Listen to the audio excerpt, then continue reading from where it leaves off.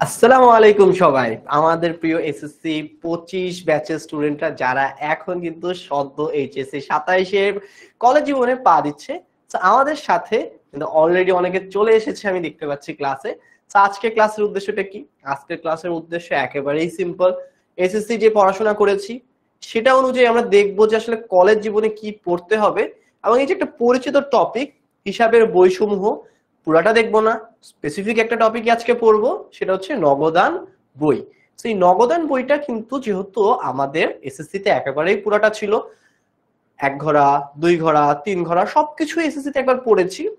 HSC তে এই টপিকটা একেবারে মাস্ট আসার মতো একটা টপিক, যেখান থেকে 10 মার্কস তুমি এখন যদি পড়ে রাখো ইজিলি কনফার্ম তুমি পেয়ে যাচ্ছ।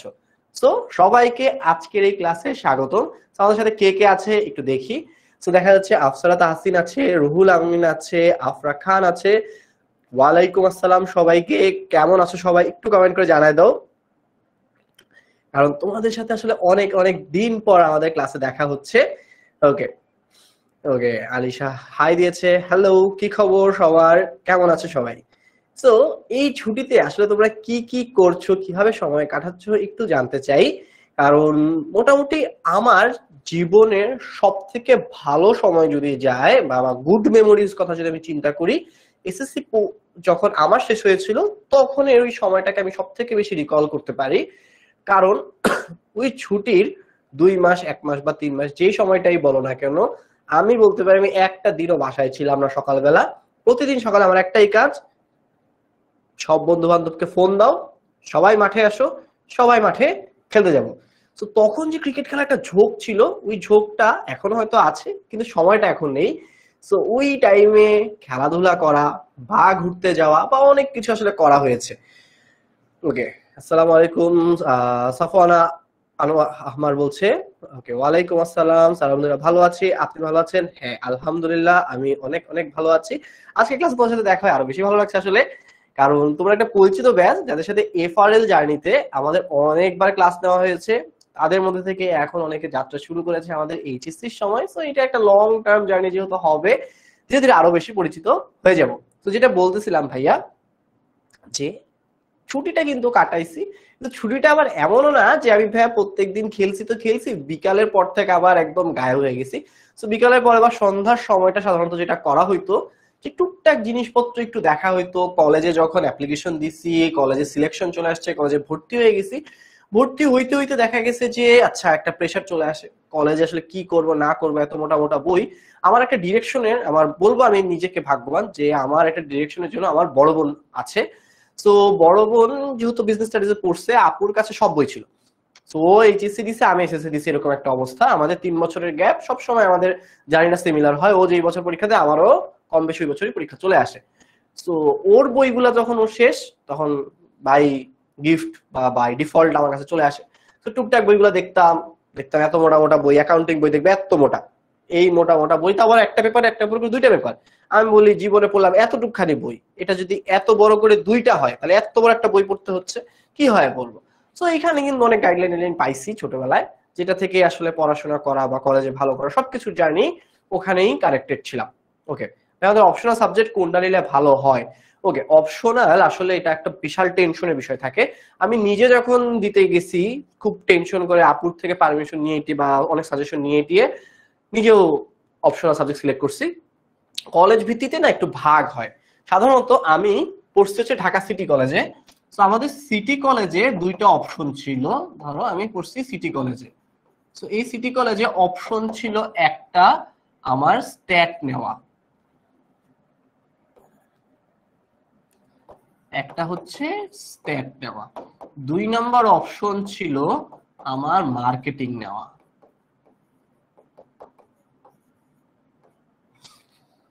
আরো কয়েকটা অপশন ছিল, ইকোনমিক্স এর অপশন আছে, এটা সাধারণত অনেক কলেজে থাকে অনেক কলেজে থাকে না। সো আমরা এটাকে একটা ভাগ রাখি, ইকোনমিক্সও অনেকের চলে আসে। এখন এটার মধ্যে থেকে নিব কোনটা? এট ফার্স্ট যদি আমি বলি আমি ম্যাথ খুবই পছন্দ করি, ম্যাথমেটিক্যাল সাবজেক্ট যে কোশ্চেন গুলো থাকে আমার খুব পছন্দ, কারণ এখানে ডিরেক্টলি না তোমার মার্কস তুলে ফেলা যায়, তোমার কোনো থিওরি বা অত কিছু লাগে না। তুমি জাস্ট বেসিক জিনিসটা বুঝবা, বুঝে হচ্ছে তুমি ডিরেক্টলি এটা সলভ করে ফেলতে পারতেছো এবং সলভ করলে ভুল হওয়ার কোনো চান্স নাই। সো যারা ম্যাথে খুব ভালো তাদের জন্য ডেফিনেটলি এটা একটা খুবই ভালো অপশন। কারণ স্ট্যাট নিয়ে যারা পড়ছে এবং যারা ভালো ম্যাথ পারে ওরা ম্যাক্সিমাম 180 প্লাস মার্কস পায়। এখন 180 বলতে আসলে কি বোঝানো হয়, এটাতে দুইটা পেপার থাকে, দুইটা পেপারে 100 100 200 মার্কসের পরীক্ষা হয়। এই 200তে দেখা গেছে 180 90 অনেকে তুলে ফেলে, কারণ ম্যাথমেটিক্যাল কোর্স কাটার কোনো জায়গা নাই। তো যারা ম্যাথে খারাপ এরা দেখা যায় দুইটা মিলায় 150 তুলতে অবস্থা খারাপ হয়ে যায়। So totally up to you, তুমি আসলে কোন জায়গাটাতে স্ট্রং। আরেকটা অপশন হচ্ছে কি আমাদের জন্য marketing. So marketing totally theory base একটা সাবজেক্ট, যেখানে ম্যাথ আছে। ফার্স্ট পেপারে মনে হয় 2টা অধ্যায় আছে বা 3টা অধ্যায় ম্যাথস আছে, সেকেন্ড পেপারে একটা অধ্যায় অল্প একটা পরিমাণ ম্যাথ আছে টপিকে, বাকি আর কোথাও কোনো ম্যাথ সাধারণত থাকে না। ওকে, এখন তোমার যেহেতু ওখানে ম্যাথের অপশন নাই, টোটালি থিওরিটিক্যাল জিনিসপত্র লেখা, পড়া খুব সোজা, ভাষা খুব সোজা, পড়তেও মজা লাগে। সো মার্কেটিং আমি নিজেও পড়েছি।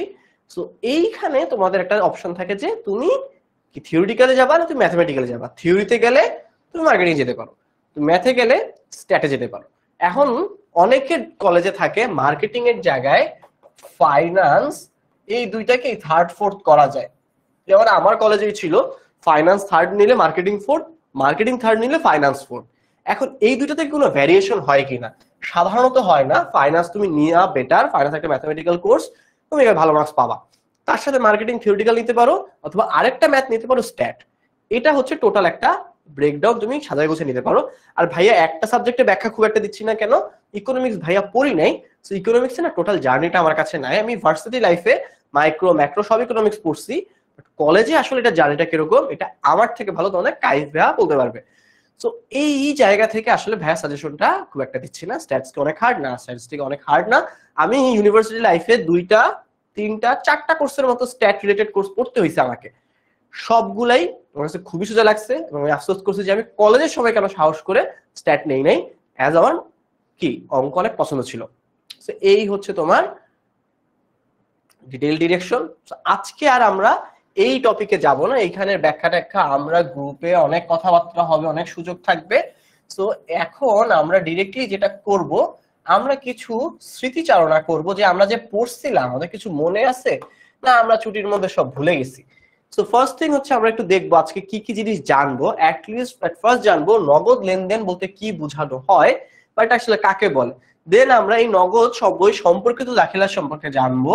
এরপরে কিছু বার্তা সম্পর্কে অ্যাডভান্স লেভেলে যাব, কন্ট্রার ভেজাল মিটাবো, আর 2টা নগদান বই কভার করব। এই হচ্ছে আজকের ক্লাসের রুট প্ল্যান। তো সবাই অ্যাটলিস্ট একটা খাতা নিয়ে বসি, যাতে ভাইয়া যখন বোর্ডে যাবেদা করতেছি তুমি খাতা এটা করে ফেলতে পারো। ঠিক আছে, সবাই খাতা পত্র নিয়ে রেডি হয়ে যায়। আচ্ছা, এট ফার্স্ট আসি, আমার এখান থেকে যদি দেখি আমার ক্যাশ মেমো বা নগদান, আচ্ছা এখানে একটা ব্রেকডাউন তোমাদের বলি একটু আগে। 24 সাল অ্যাড করা হয় না, 25 তো মাত্র পরীক্ষা দিয়েছে। তোমরা যখন পরীক্ষার দিকে আগাবা তখন ভাইয়ারা এটাকে আরো বড় করে দিব। গাইড বইতে যেরকম থাকে না যেটা ডিটেলস যে কোন টপিকটা আসলে কতটা ইম্পর্টেন্ট, এটা আমরা একটা বোর্ড কোশ্চেন অ্যানালাইসিস করে দেখতে পারি। যেমন আমরা আজকে কি পড়তেছি, 2 ঘরা নগদান বই, 3 ঘরা নগদান বই। 2 ঘরা নগদান বই 23 সালে এই 2টা টপিকই আসছে 5 বার, আবার 22 সালে এই 2টা টপিক থেকে কোশ্চেন আসছে 6টা।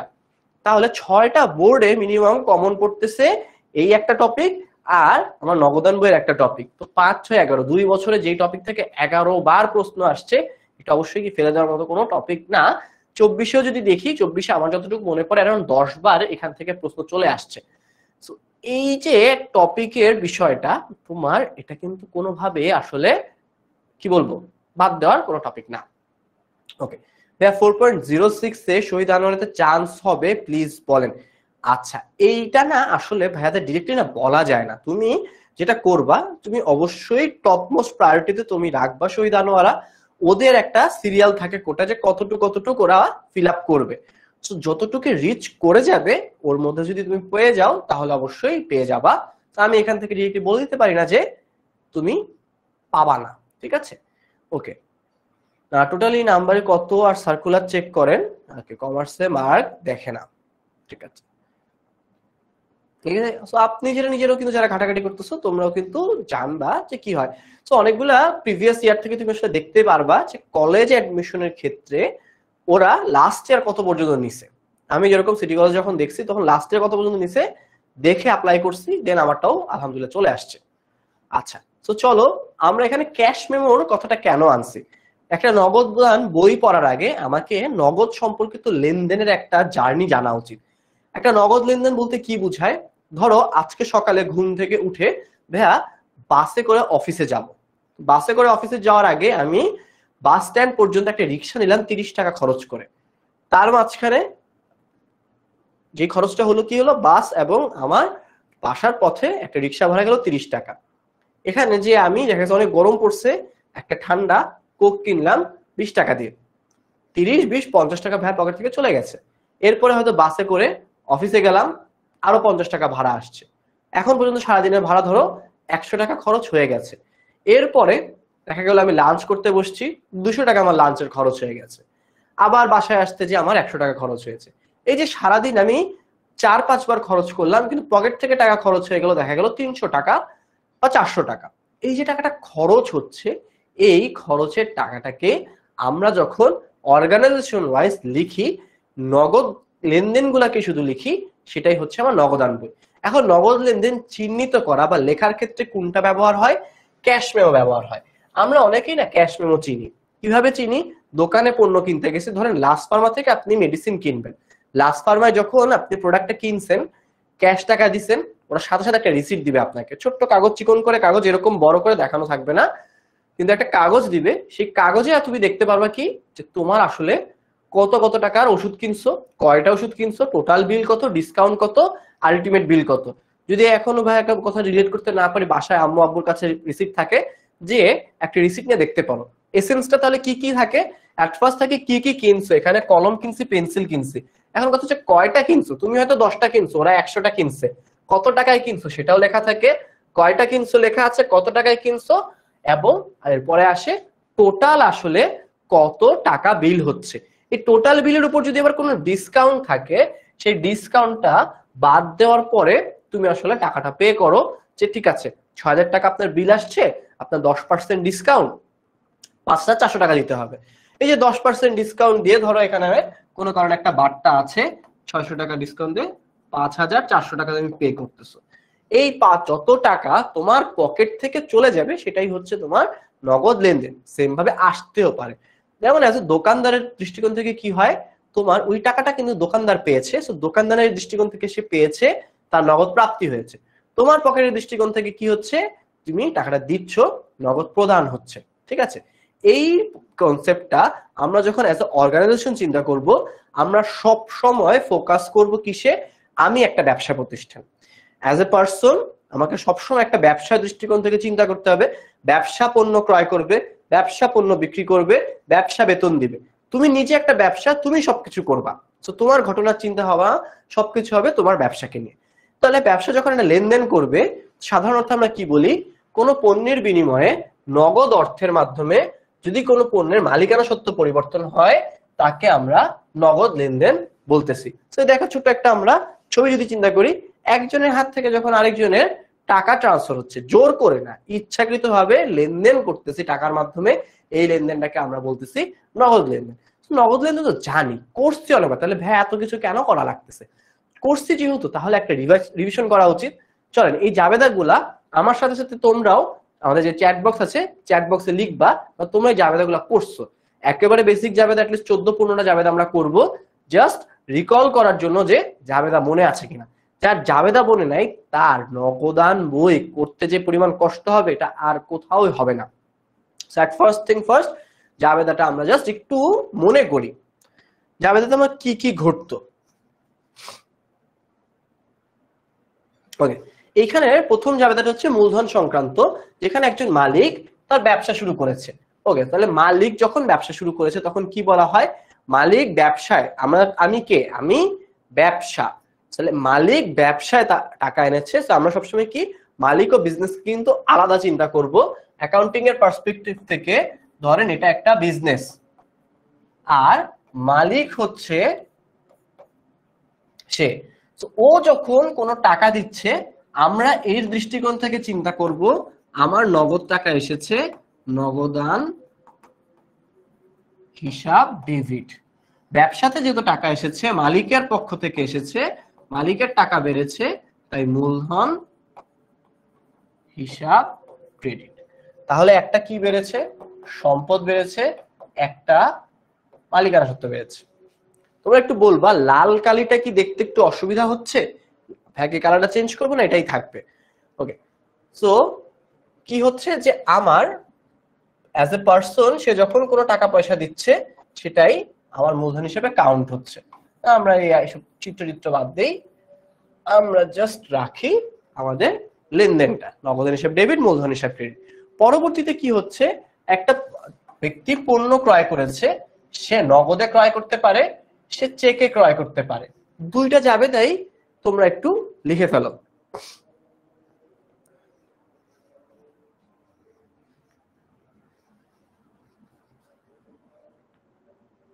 আজান দিচ্ছে তাই ভাই একটু ব্রেক নিয়েছি, আজানের পরে ভাই বুঝাই দিচ্ছি।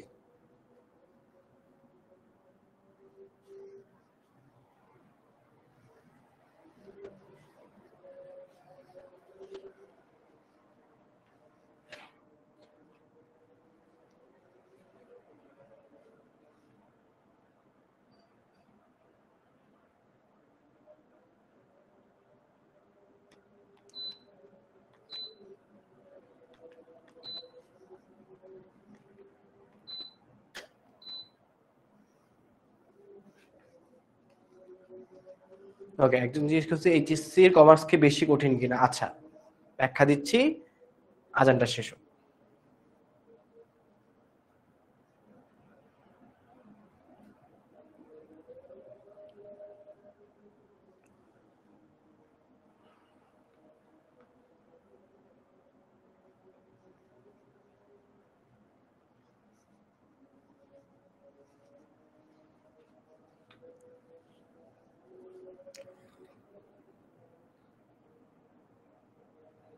ওকে, অনেকে অলরেডি লিখে ফেলেছে জাবেদা।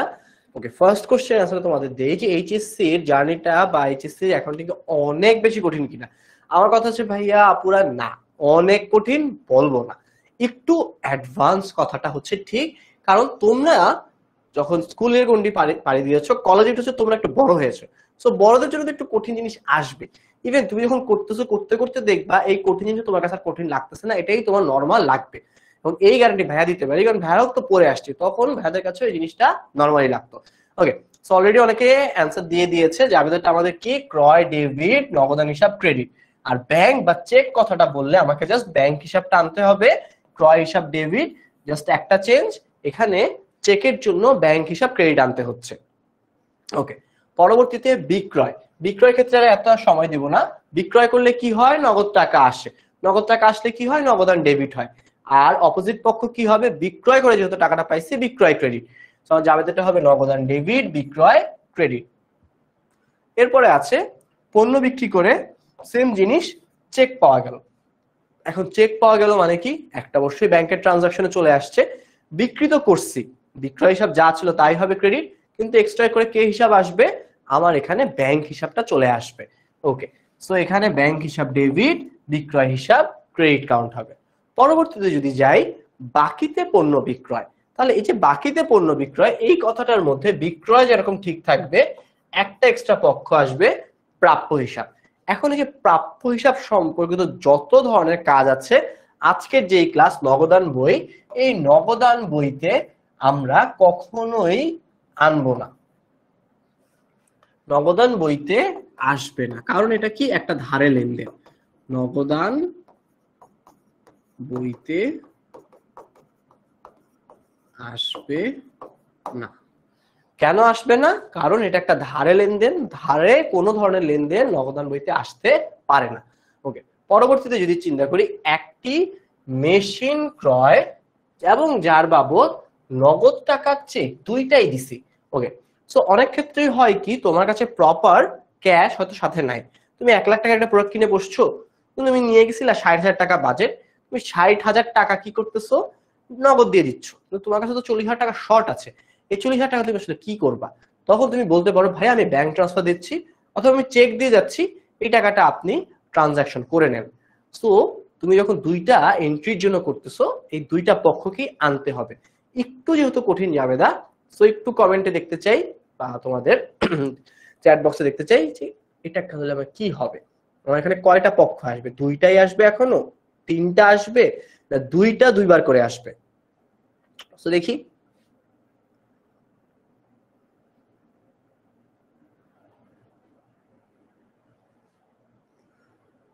আগের গুলো এখনো দিয়েছে, দেনাদার হিসাব ডেবিট, বিক্রয় হিসাব ক্রেডিট। তাহলে আমরা এখানে পক্ষগুলো চিন্তা করি। একটা পক্ষ হচ্ছে মেশিন, একটা পক্ষ হচ্ছে নগদ ব্যাংক থাকায় আরেকটা পক্ষ দেখা যায়। অ্যাটলিস্ট তিনটা পক্ষের বিষয় আছে এখানে। তাহলে তিনটা পক্ষ যেহেতু আছে, আমার জাবেদাতেও তিনটা পক্ষই আনতে হবে। একটা পক্ষ মেশিনের জন্য, একটা পক্ষ নগদের জন্য, একটা ব্যাংকের জন্য। তাহলে অফিস সরঞ্জাম ডেবিট, নগদের হিসাব ডেবিট, ব্যাংক হিসাব ক্রেডিট। সেম জিনিসটা একটা সম্পদ যখন বিক্রি করে ফেলতেছি তখন কি হবে? আসবাবপত্র বিক্রি করতেছি। তো সম্পদ যখন বিক্রি হচ্ছে, একটু খেয়াল করবা, একটা আসবাবপত্র বা সম্পদ যখন বিক্রি হয় তখন কিন্তু বিক্রয় হিসাবকে ক্রেডিট করা যায় না। পণ্য বিক্রি যখন করি, পণ্য বিক্রয় বা বিক্রয় হিসাবকে ক্রেডিট করতে পারি, কিন্তু যখন একটা সম্পদ বিক্রি হচ্ছে তখন কিন্তু সম্পদকে ক্রেডিট করা যায় না। যেটা ক্রেডিট করতে হয় সেটা হচ্ছে আমাদের ওই সম্পদ হিসাবকে। তাহলে আমার এখানে ক্রেডিট কে হবে? ক্রেডিট হবে আসবাবপত্র হিসাব ক্রেডিট, এবং অ্যাজ ইউজুয়াল আমি যদি বিক্রি করে নগদ টাকা পাচ্ছি, নগদান হিসাবই আমার জন্য ডেবিট হবে। ওকে, যন্ত্রপাতি নগদান ব্যাংক, ক্রয় নগদান ব্যাংক। ওকে, ক্রয় যে লিখেছো তোমার কিন্তু একটু ভুল হচ্ছে। যখন একটা সম্পদ ক্রয় হচ্ছে তখন কিন্তু তুমি চাইলেই লিখতে পারবা না ক্রয় হিসাব, তোমাকে লিখতে হবে যন্ত্রপাতি বা অফিস সরঞ্জাম হিসাব, এরকম এন্ট্রি দিতে হবে। আফরা খান তোয়া তোমাদেরটা ঠিক হয়েছে, ফারিয়া হোসেন তোমার একটু ভুল ছিল, ক্রয় হিসাব দেওয়া যাবে না। ওকে, পরবর্তী চলে যাই বেতন। তো যে কোনো ব্যয় নিয়ে যখন কাজ করছি, বেতন দিলে কিভাবে বেতন দিয়েছি? বেতন দিয়েছি নগদ টাকার মাধ্যমে। তাহলে একটা ব্যয় ঘটছে কিসের কারণে? নগদ টাকা প্রদানের মাধ্যমে। তাহলে সেই ব্যয়টাই ডেবিট, বেতন হিসাব ডেবিট, এবং আমাদের যে গোল নগদকে চিনা, নগদ হিসাব ক্রেডিট। ওকে, মেশিন যন্ত্রপাতি একই কথা, কোনো সমস্যা নাই, মেশিন হিসাবও ডেবিট করতে পারো, অফিস সরঞ্জামও ডেবিট করতে পারো, কাটার কিছু নাই এখানে।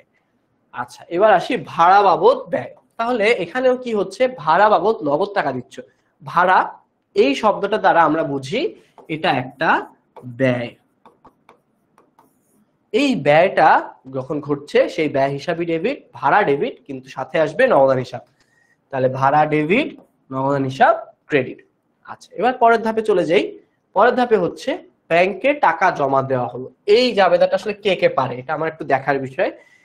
এই জাবেদাটা যে কত মানুষ ভুল করে, ইভেন তোমার যদি ধরো অ্যাডমিশনে চলে যাবা তখনও দেখবো অনেকে এই ধরনের জাবেদাগুলোকে ভুল করতেছে বারবার। ওকে ভাই, আমি যেই কলেজে ভর্তি হব সেখানে ফাইন্যান্স সাবজেক্টটা নেই, এটাতে কি কোনো প্রবলেম হবে? আচ্ছা, প্রবলেমটা আমি তোমাকে বলি। তুমি যে কলেজে ভর্তি হচ্ছ, তোমার এই কলেজ লাইফের পরে তোমার জার্নিটা শুরু হবে অ্যাডমিশন নিয়ে। অ্যাডমিশন জার্নিটা আসলে কি কি থাকবে? অ্যাডমিশন জার্নিতে বাংলা থাকবে, ইংলিশ থাকবে, অ্যাকাউন্টিং থাকবে, ম্যানেজমেন্ট থাকবে।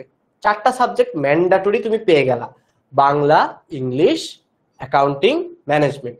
এবং 5 নাম্বার যে সাবজেক্টটাতে তোমার এক্সাম দিতে হবে ঢাকা ইউনিভার্সিটির জন্য, সেটা হয় ফাইন্যান্স না হয় মার্কেটিং।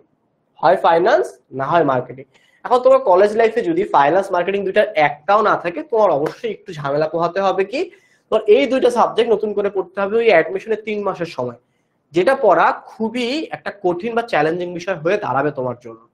তো চেষ্টা করা উচিত যে এই দুইটার যে কোনো একটা সাবজেক্ট এট লিস্ট তোমার কলেজ জীবনের সাথে কানেক্টেড থাকে, তুমি প্রপারলি অ্যান্সার করে আসতে পারো।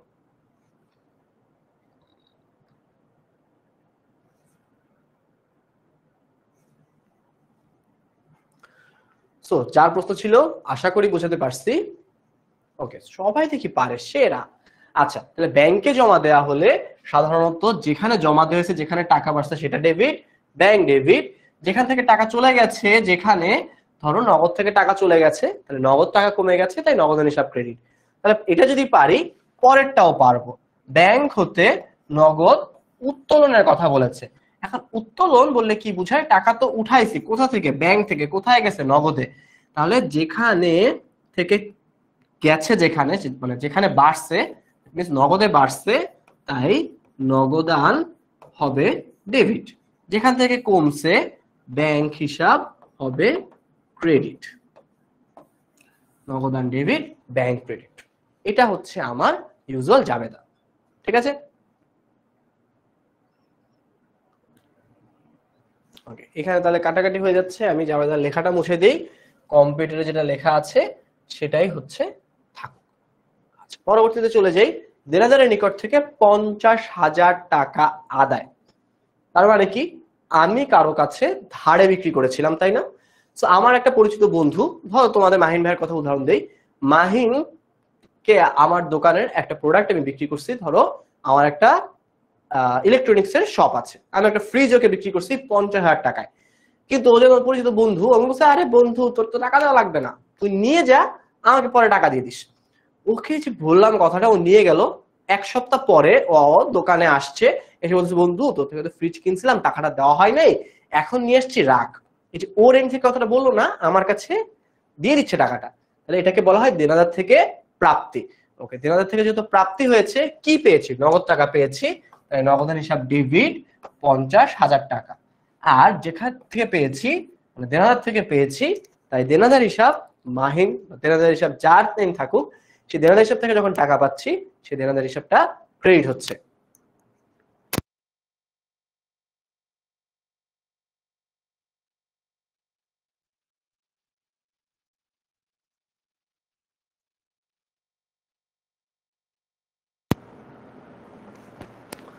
ওকে, পরবর্তীতে আসি পাওনাদার।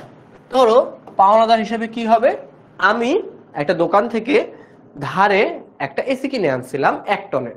1 টনের একটা এসি যখন আমি কিনতেছি, এসি কিনছি কিসের?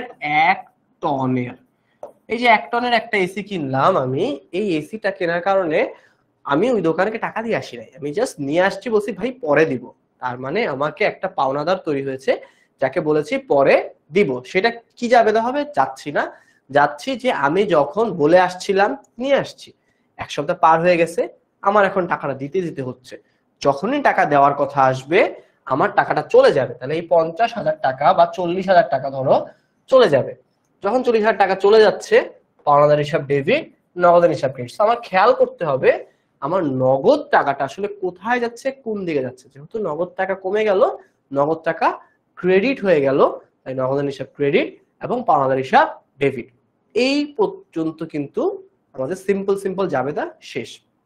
এখন কথা হচ্ছে ভাইয়া, এই দেনাদার, আর এটা তো আমরা পারি, দেনাদার কোনটা পারি? দেনাদার টাকা পারি, এবং কি পারি? পাওনাদারের টাকা পরিশোধের জাবেদা পারি। কিন্তু ভাইয়া পারি না যেটা, সেটা হচ্ছে বাট্টা। তাহলে আমরা একেবারে বাট্টা টপিকে চলে যাই। তো দেখো আমাদের আজকের ক্লাসের গোলটা কি? বেসিক বিল্ড করা।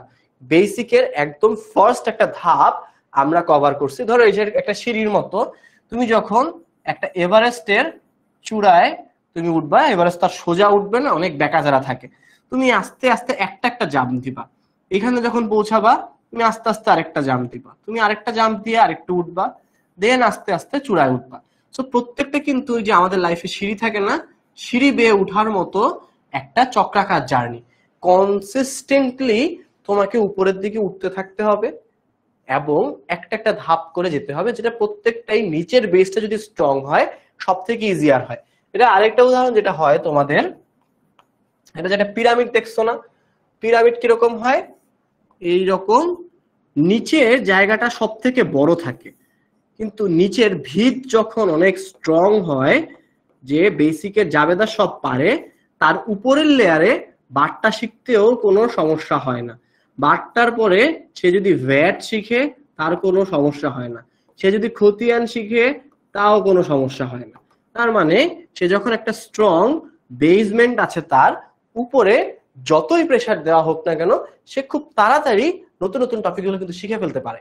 তোমাদেরও আজকের গোলটা আমাদের সেম, আমরা এট ফার্স্ট এমন ভাবে বেস গড়ে তুলবো, কঠিন সহজ থেকে কঠিন যাই তোমাদের দিকে আসুক সবকিছু যাতে আমাদের স্টুডেন্টরা পারে। ওকে, সো প্রথম বেসমেন্টের কাজ শেষ, জাবেদা করছি, ফাউন্ডেশন দিছি। এখন আসে বাট্টার কথা। বাট্টা আমাদের কয় ধরনের? বাট্টা আমরা যখন পড়ছি আমাদের এসএসসি লাইফে 2 ধরনের বাট্টাই পড়ছি। একটার নাম হচ্ছে কারবারি বাট্টা, একটার নাম হচ্ছে নগদ বাট্টা। এখন ভাইয়া কারবারি বাট্টা মানে কি? আর নগদ বাট্টা মানে কি, দুইটা প্রকারভেদ তো নাহলে জানলাম। কারবারি বাট্টা কখন ধরা হয়? কারবারি লেনদেনের সময়। কারবারি লেনদেন বলতে কি বোঝায়? কারবারি লেনদেন বলতে বোঝায় এই যে যখন একটা প্রতিষ্ঠান আরেকটা প্রতিষ্ঠান বা একটা ব্যক্তি একটা প্রতিষ্ঠানের সাথে লেনদেন করতেছে, তাহলে কি পণ্য ক্রয় অথবা বিক্রয় করতেছে। দুইটা ঘটনা, একটা হচ্ছে ক্রয় আরেকটা হচ্ছে বিক্রয়। এই যে ক্রয় এবং বিক্রয় যে জার্নি দুইটা আছে, এই দুইটার সময় পরিচিত ব্যক্তিগণ যখন একটা পার্সেন্টেজ অ্যামাউন্ট কি হিসেবে দেয়, ডিসকাউন্ট হিসেবে দেয়, তখন এটাকে আমরা বলি কারবারি বাট্টা। ওকে, থিওরিটিক্যাল ভাবে তো বুঝলাম, একটা প্র্যাকটিক্যাল ঘটনা আমি বুঝি। ধরো আমি আজকে একটা সেল দেখলাম। কোথায় সেল দেখছি? ইয়োলোতে। ইয়োলোতে যখন আমি সেল দেখলাম, এই ক্লাস নিয়ে বাসায় যাওয়ার আগে শোরুমে ঘুরলাম, ঘুরে দেখলাম 50% ফ্ল্যাট ডিসকাউন্ট।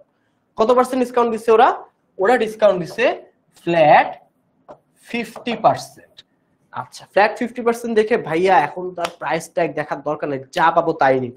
ভাইয়া দুইটা পাঞ্জাবি পছন্দ করছি, একটার দাম 3000 টাকা, আরেকটার দাম 2400 টাকা।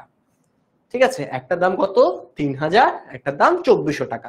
দুটা পাঞ্জাবি যখন আমাকে বিল করছে, তখন সুন্দর মতো 3000 থেকে 50% ডিসকাউন্ট দিয়ে 1500 টাকা লিখছে, 2400 থেকে 50% ডিসকাউন্ট দিয়ে 1200 টাকা লিখছে, আমার কাছে ক্যাশ চাইছে 2700 টাকা। বলছে ভাই আপনার ডিসকাউন্ট বাদ দিয়ে এত টাকা, এই টাকাটা পরিশোধ করেন। তাহলে অর্গানাইজেশন যখন লেনদেন লিখতেছে, সে কিন্তু 3000 লিখতেছে না, সে কিন্তু 2400 লিখতেছে না, সে কি করতেছে?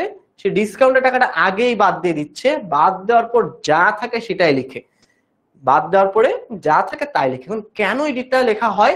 আমরা কারবারি বাট্টা যখনই কাউন্ট করব, আমরা জাবেদা লেখার আগে বাদ দিয়ে দিব, টাকার অঙ্কটা জাবেদা লেখার আগেই বাদ দিয়ে দিব, যেটা আমার বাদ দেওয়ার পর অ্যামাউন্ট সেটা দিয়েই সবসময় ম্যাথ করব। তাহলে আমি যদি 10% বাট্টায় 8000 টাকার পণ্য ক্রয় করি, 10% বাট্টায় পণ্য ক্রয় করছি 8000 টাকা, তাহলে আসলে কত টাকা লিখবো ক্রয়ে? ক্রয় লিখতে হবে 7200 টাকা। কেন 7200 টাকা লিখতেছি? কারণ 8000 টাকার যে 10% আসে 800 টাকা, এই টাকাটা তো তুমি আগেই বাদ দিয়ে দিবা। তুমি ক্রয়, নগদান ক্রয়, পাওনাদার ক্রয়, ব্যাংক যা কিছু লিখবা সবকিছু লিখবা বাট্টা বাদে যে অ্যামাউন্ট, সেই অ্যামাউন্টটার উপরে। তুমি কত টাকা লিখবা? 7200 টাকা। দুইটা পার্সপেক্টিভে, একটা হচ্ছে ক্রয় আর একটা কে? পাওনাদার। পাওনাদারের কথাটাও আমাদের আনতে হচ্ছে। তাহলে এখানে আরেকটা পক্ষ কে আসবে?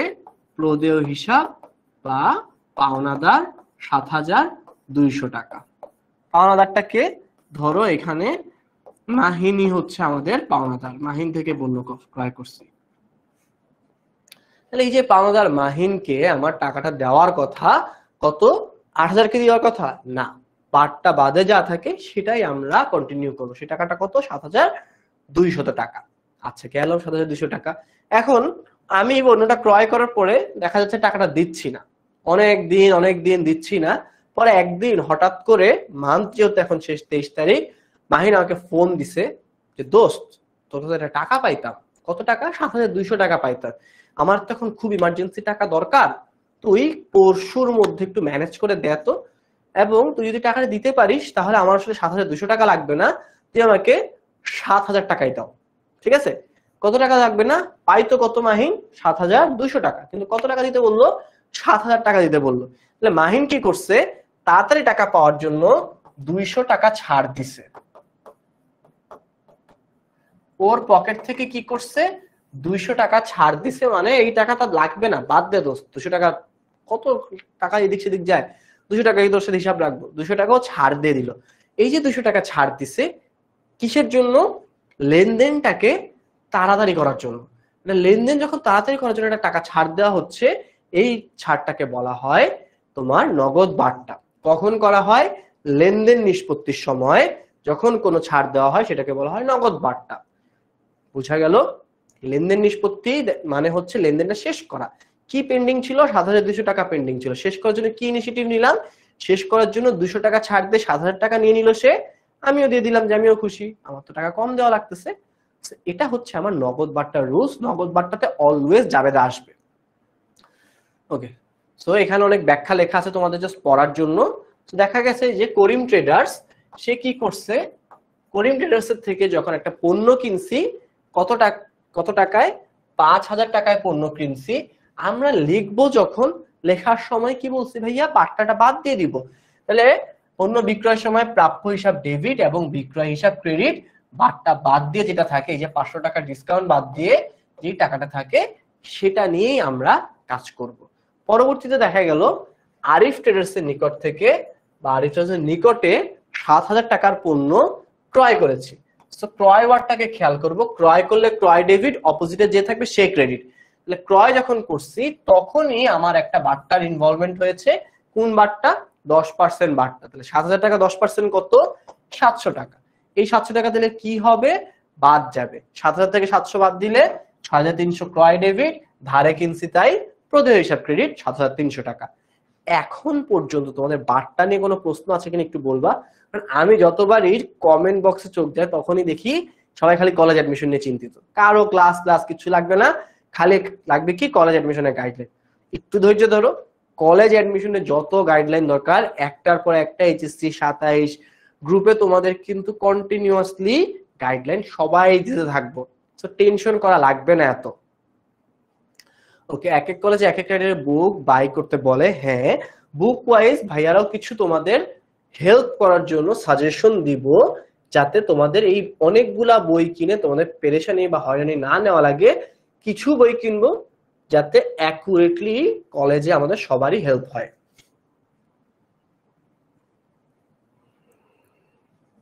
ওকে, কেউ জিজ্ঞেস করতেছে অ্যাকাউন্টিং আর ফাইন্যান্সে মাস্টার বুক আছে কিনা, এখন পর্যন্ত নেই, সামনে অবশ্যই আমরা একটা আনার প্ল্যান করব। বাট মাস্টার বুক না থাকলে কি হয়েছে, মাস্টাররা তো আছে তোমাদের জন্য, তোমাদের তো একটা শিখাই দেওয়া হবে কোথা থেকে পড়তে হবে, কিভাবে পড়তে হবে, ইচ এন্ড এভরিথিং এ কিন্তু গাইডলাইন দেওয়া হবে। এত টেনশন করা লাগবে না যে আমি জানি না তো কি পড়বো, কিভাবে পড়বো, এত কিছু ভাবা লাগবে না।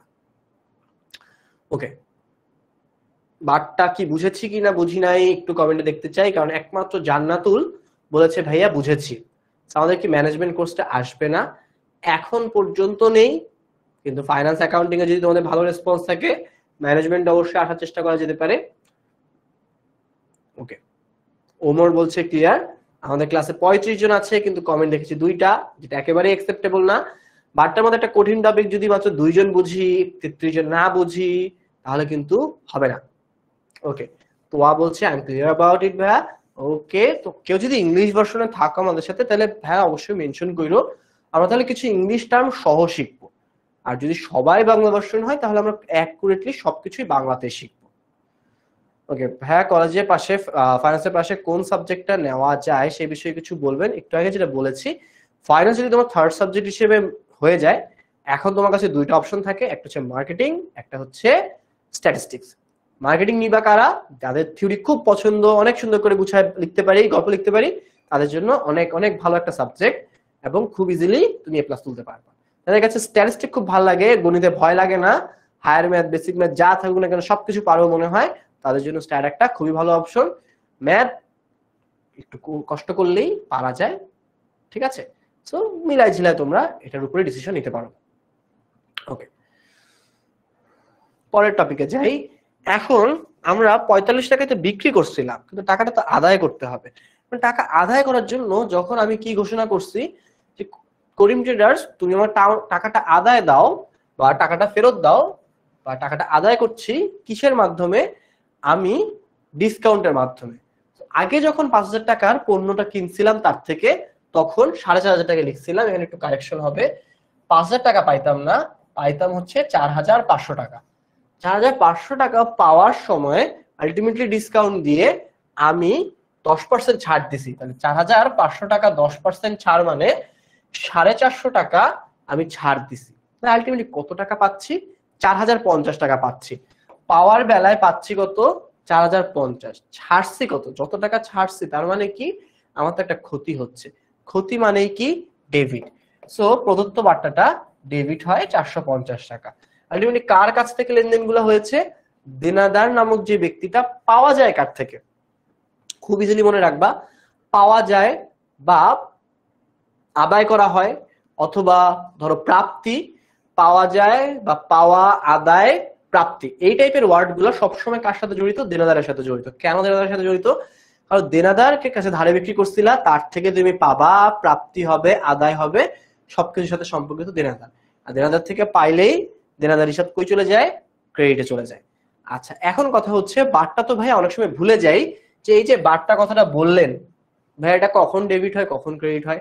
এটা মনে রাখা সব থেকে ইজি ওয়ে হচ্ছে বারটা ডেবিট হবে যতবার নগদ ডেবিট হবে। নগদের একটা ভাই হচ্ছে বারটা। আমার কথা হচ্ছে কি, এই যে নগদ, তার ভাই হচ্ছে বারটা। ভাইরা কি হয়? ভাইরা একসাথে থাকে, খেলাধুলা মারপিট যাই হোক না কেন একসাথে একসাথে থাকবে। নগদ যখন ডেবিট হবে বারটাও ডেবিট হতে থাকবে, নগদ যত ক্রেডিট হবে বারটাও ক্রেডিট হতে থাকবে। তাহলে পরের জায়গাটা যদি আমরা দেখি, আরিফ ট্রেডার্স এর কাছ থেকে যখন পরিশোধ করছি তখন কি হবে?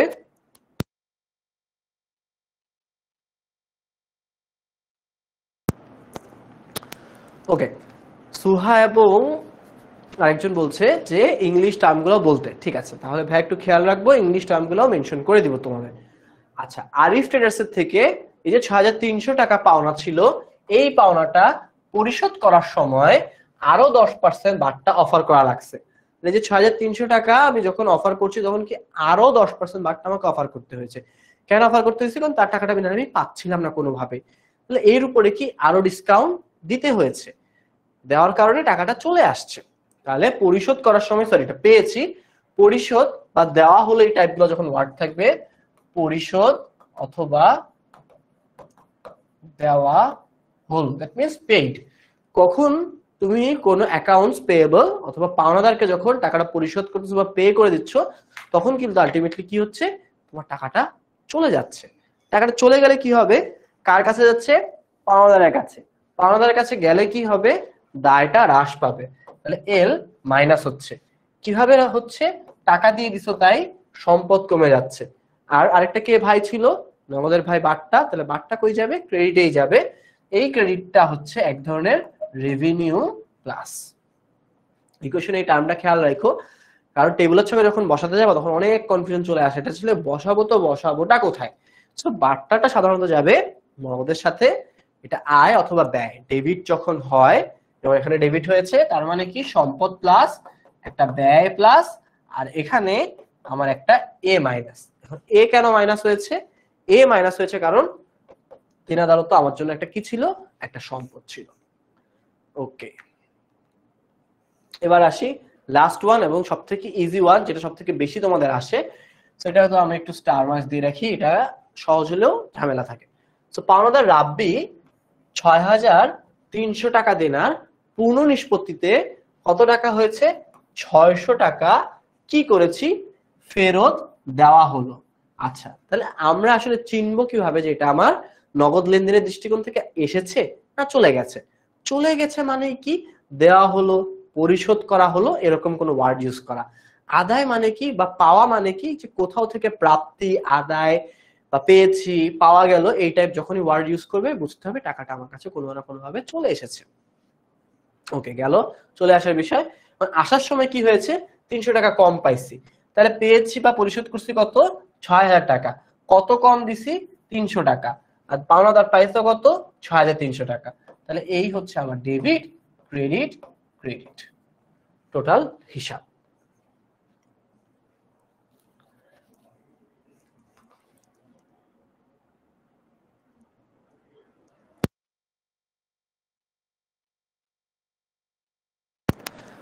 তাহলে এই জাবেদাটা যখন ইংলিশে কেউ লিখবে তখন কি হবে?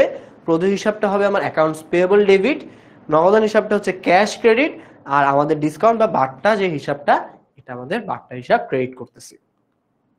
ওকে, এই জাবেদাটা আমরা একটু স্কিপ রাখবো, একটু অ্যাডভান্স লেভেল। এখনই যদি এটা করতে যাই একটু কনফিউজিং হয়ে যাবে বাকি বাট্টাগুলা। এটা আমরা বাই দ্য জার্নি যখন আস্তে আস্তে আরো অ্যাডভান্সে যাব তখন এই জিনিসটাকে কভার করব।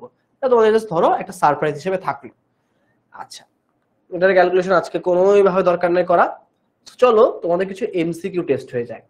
বিডি, ব্যালেন্স বিডি অনেকবার পড়ছি, অ্যান্সারও হয়তো করে আসছে কেউ কেউ বোর্ডে।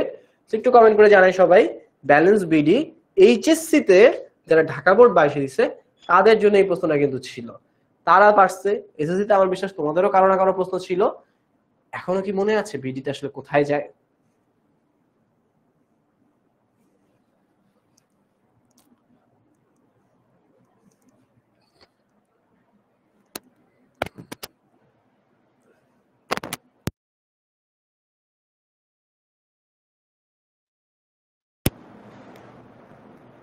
ওকে, সুদীপ্ত দে বলছে কোনটা নগদ বার্তা কোনটা কারবারি বার্তা কিভাবে বুঝবো? আচ্ছা, আমি এখানে একটা লেখা লিখি, কারবারি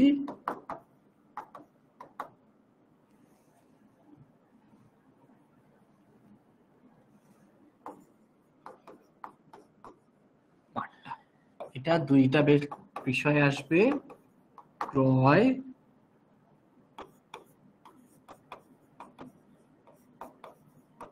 বিক্রয়।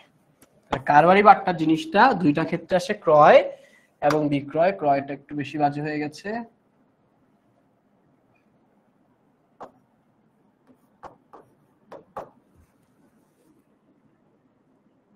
ওকে, আর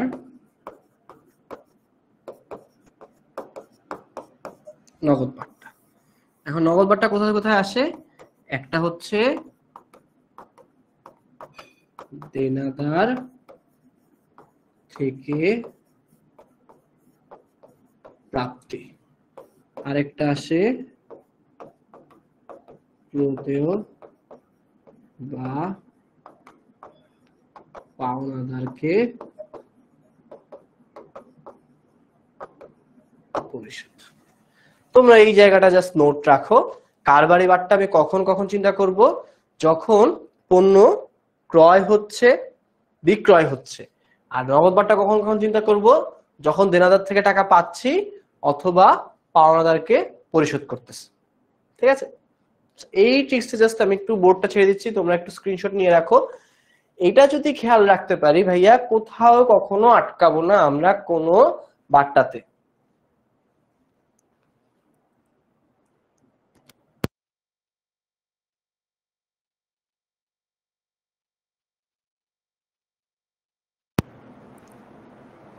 ওকে, তাহলে আসি বিডির পূর্ণরূপ কি? এটা আসলে broad down. So broad down is the correct answer আমার ব্যালেন্স বিডির। তারপরে আসি নগদ প্রাপ্তি জাবেদাতে কি করি, একটু ছক ওয়াইজ জাস্ট একটু রিভিউ করি। নগদ প্রাপ্তি জাবেদা মেইনলি ফোকাস করবে নগদ কখন ডেবিট এবং নগদের ভাই বার্তা কখন ডেবিট। এই দুইজন ডেবিট ছাড়া বাকি সব ক্রেডিট হবে। সেই সবগুলাকে নগদ কেন ডেবিট হয়? যখন বিক্রি করে নগদ টাকা পাই, তাই বিক্রয় হিসাব ক্রেডিট। আবার দেনাদার কেন ক্রেডিট? নগদ কেন ডেবিট হয়? দেনাদার থেকে ক্যাশ টাকা পাওয়া যায়, তাই দেনাদার ক্রেডিট হয়। এবং এই দুইজন ব্যতীত পৃথিবীর যত হিসাব আছে সব হিসাব চলে আসবে অন্যান্য হিসাবের মধ্যে। এটা গেল প্রাপ্তি জাবেদা। এই প্রাপ্তি জাবেদার কনসেপ্টটা কেন লাগে? নগদান বইয়ের বাম সাইডটা হচ্ছে টোটালি প্রাপ্তি জাবেদার মতো, আর ডান সাইডটা হচ্ছে এই যে বাম ডান। তোমরা হয়তো মিররে একটু উল্টা দেখতে পারো, বাম ডান কনফিউজ থেকো না। সো আমার এখান থেকে এটা বাম এটা ডান। তো তোমাদের খাতা অনুযায়ী চিন্তা করবা, তোমার হাতে যে বাম পাশ সেটা হচ্ছে তোমার ডেবিট পাশ, যেটা নগদ প্রাপ্তির জন্য। তোমার জন্য যেটা ক্রেডিট পাশ সেটা হচ্ছে নগদ প্রদানের জন্য। আচ্ছা, তাহলে নগদ প্রদানটা একটু জানা উচিত। নগদ প্রদান জাবেদা মানে কি? যেগুলো এন্ট্রি আমার কি হবে, আমার জন্য নগদ টাকা চলে যাওয়ার কারণে নগদ ক্রেডিট হবে, সেটাই হচ্ছে নগদ প্রদান জাবেদা। ওকে, তাহলে নগদ প্রদানে কি কি আসবে? নগদ প্রদানে আসবে নগদ ক্রেডিটে। ওকে, ফার্স্ট নগদকে চিন্তা করি, নগদ যাতে ক্রেডিটে থাকে, তার ভাই বার্তা যাতে ক্রেডিটে থাকে। এরপরে খুঁজবো বাকি কোন কোন কারণে নগদ ক্রেডিট হয়। সব থেকে মোস্ট ইম্পর্টেন্টলি কারণে যেটা ক্রেডিট হয় সেটা হচ্ছে ক্রয় হিসাব। সো এর জন্য ক্রয় এখানে ডেবিটে থাকে। এবং দ্বিতীয় সর্বোচ্চ কারণ যেটা হয় সেটা হচ্ছে প্রদেয় হিসাবকে পরিশোধ করার কারণে। যে পণ্যটা ধারে ক্রয় করছো এখন দিতে হবে টাকা, তাই পাওনাদার হিসাব ডেবিট। এবং এই দুইজন ছাড়া পৃথিবীর যত কারণে নগদ ডেবিট হবে সবগুলা কোথায় যাবে? অন্যান্য হিসাবে, ডান এই পর্যন্ত। ওকে, এতটুকু যদি ঠিক থাকে তাহলে আমরা আসি আমাদের দ্বিতীয় এমসিকিউতে। প্রাপ্য হিসেবে টাকা দ্রুত আদায়ের জন্য যে বার্তা ধার, তাকে কোন বার্তা বলে?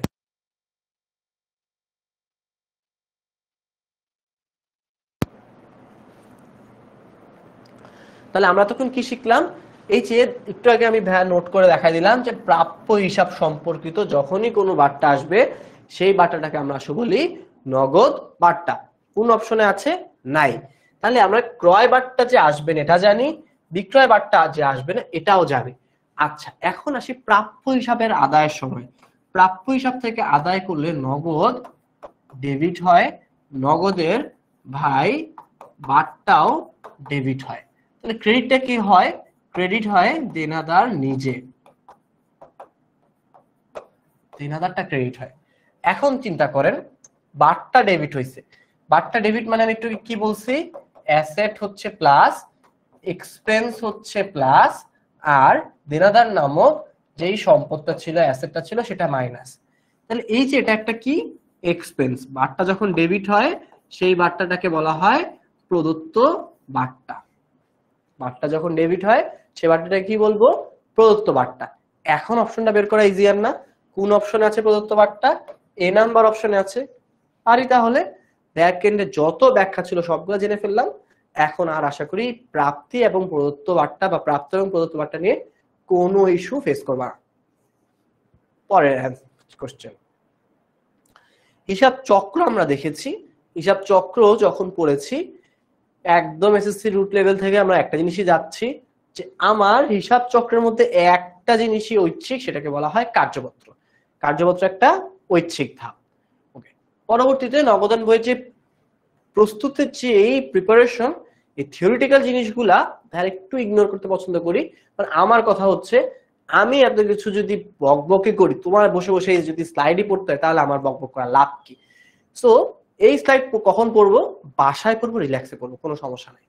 এখন জাস্ট ভাইয়ের কথাগুলো ঠান্ডা মাথায় শুনো, খাতায় নোট করে রাখো, তাহলে আর দেখবা এই জিনিস পড়লেও হবে, না পড়লেও তুমি সবকিছু জানো। তো এইগুলো তোমাদের বাসায় পড়ার জন্য রেখে দিলাম। ভাই এখন হাত দিব না একেবারেই, আমরা ডিরেক্টলি যাব কয়টা প্রকারভেদে জিনিস আমাকে শিখতে হতে পারে। টোটাল আছে 4টা ভাগ আমাদের। একটাকে বলা হয় এক ঘরা, একটা 2 ঘরা, একটা 3 ঘরা, একটা খুচরা, এটা আরেকটা নাম আছে বহু ঘরা।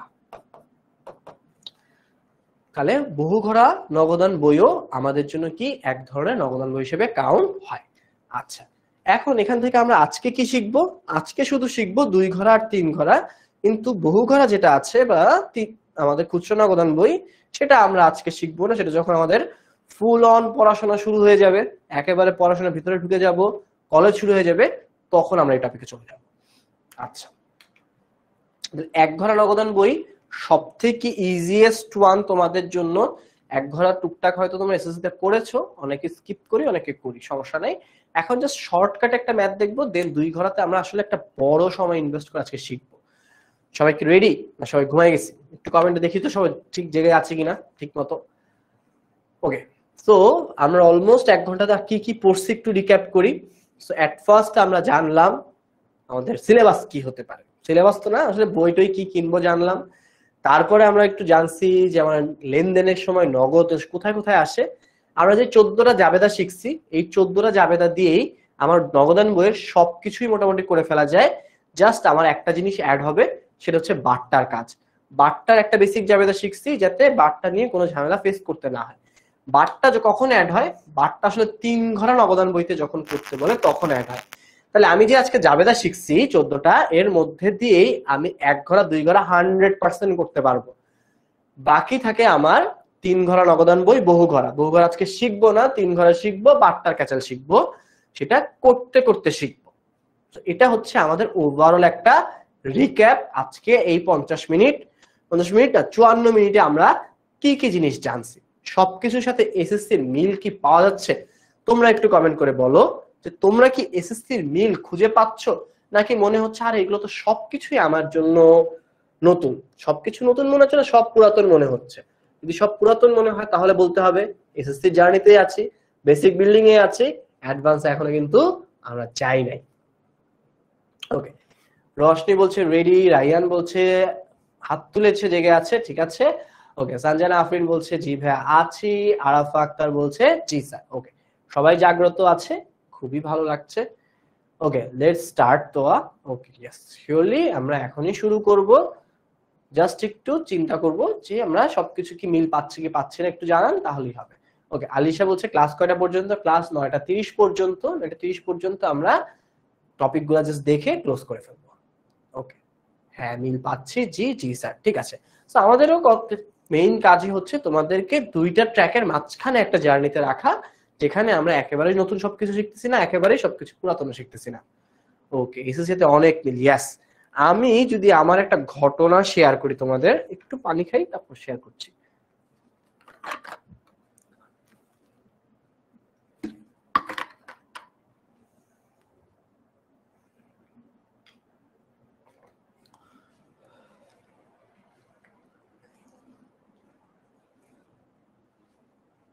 ওকে, হ্যাঁ আমার এসএসসির পরে এইচএসসি জার্নিটা কি ছিল যদি বলি, সিটি কলেজে পড়া শুরু করছি, ফার্স্ট সেমিস্টারে আমি লিজিট খুব একটা কিছু পড়ি নাই। কেন খুব একটা কিছু পড়ি নাই?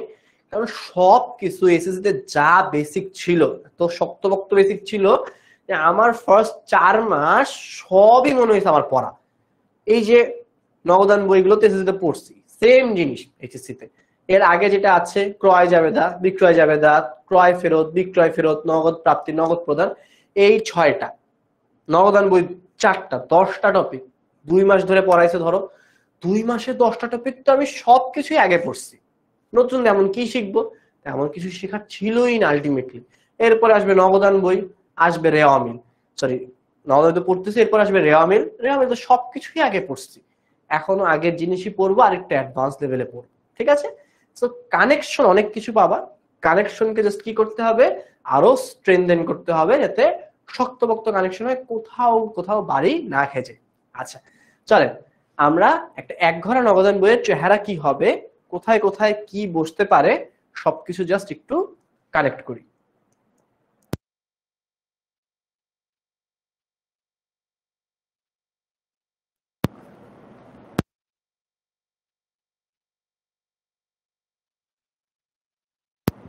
আচ্ছা, তুমি যদি ভয়েস ক্লিয়ারলি শুনতে না পাও অবশ্যই একটু জানাবা। একটা একঘরা নগদান বইতে কি হয়, ধরেন 1 তারিখে একটা তহবিলের ব্যালেন্স দেওয়া থাকবে। একঘরা বলতে বোঝায় এখানে যত লেনদেন আছে সবকিছু নগদে। এই একঘরা লেনদেনে ব্যাংক বলতে কিছু এক্সিস্ট করে না, যা হবে সবকিছু নগদে হবে। যেমন প্রথম এন্ট্রি বলছে নগদে পণ্য ক্রয়। পণ্য ক্রয় মানে ক্রয় ডেবিট, নগদ ক্রেডিট। ওকে, সোহেলের নিকট বিক্রয়, ধারে লেনদেন বাতিল, আসবেই না। আকবরের নিকট থেকে প্রাপ্তি, ওকে আকবর থেকে কি হয়েছে, পেয়েছি টাকা। যখনই কারো থেকে টাকা পাই, নগদ ডেবিট, আর সেই পাওনাদার, সরি যেহেতু পেয়েছি আমার এখানে লিখতে হবে দেনাদার, প্রাপ্য হিসাব না লিখি হয়তো অনেকে কনফিউজড হয়ে যাবা, দেনাদার লিখি, দেনাদার। বাবরকে প্রদান করা হলো, ওকে সো বাবরকে টাকা দিয়ে দিচ্ছ, কাউকে টাকা দিলে প্রদেয় ডেবিট, নগদ ক্রেডিট।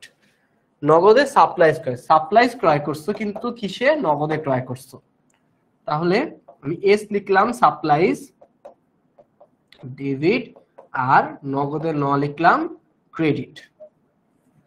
বেতন প্রদান, বেতন প্রদান করলে একটা খরচ হয়, বেতনের বে লিখি ডেবিটে, আর নগদের ন লিখি ক্রেডিটে। আসবাবপত্র ক্রয়, আসবাবপত্র ক্রয় করলে আসবাবপত্র হিসাব হয়, তাহলে আসবাবপত্র ডেবিট, আর নগদে ক্রেডিট। আচ্ছা, এখন আমরা যদি একটু এখানে মার্কিং করি, আমার কয়টা, আচ্ছা হাইলাইট দিয়ে করি, ওকে কয়টা নগদ ক্রেডিটে, একটা, আচ্ছা হাইলাইট তো বোঝা যাচ্ছে না, এটা বোঝা যাবে,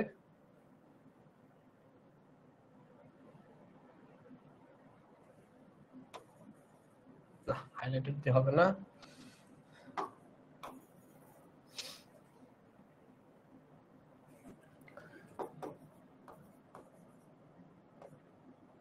ওকে তাহলে আমার একটা নগদ ক্রেডিট, দুইটা ক্রেডিট, তিনটা ক্রেডিট, চারটা ক্রেডিট, পাঁচটা ক্রেডিট। আমি এই যে ম্যাথ এখান থেকে ভাঙতে ভাঙতে দেখলাম 5টা নগদ ক্রেডিটে আছে। আমাদের রুলস কি, ক্রেডিট সাইড কোন পাশে যাবে? ক্রেডিট সাইড চলে যাবে আমার খাতার ডান পাশে, ওই পাশে চলে যাবে, আর ডেবিট সাইড আসবে এই পাশে।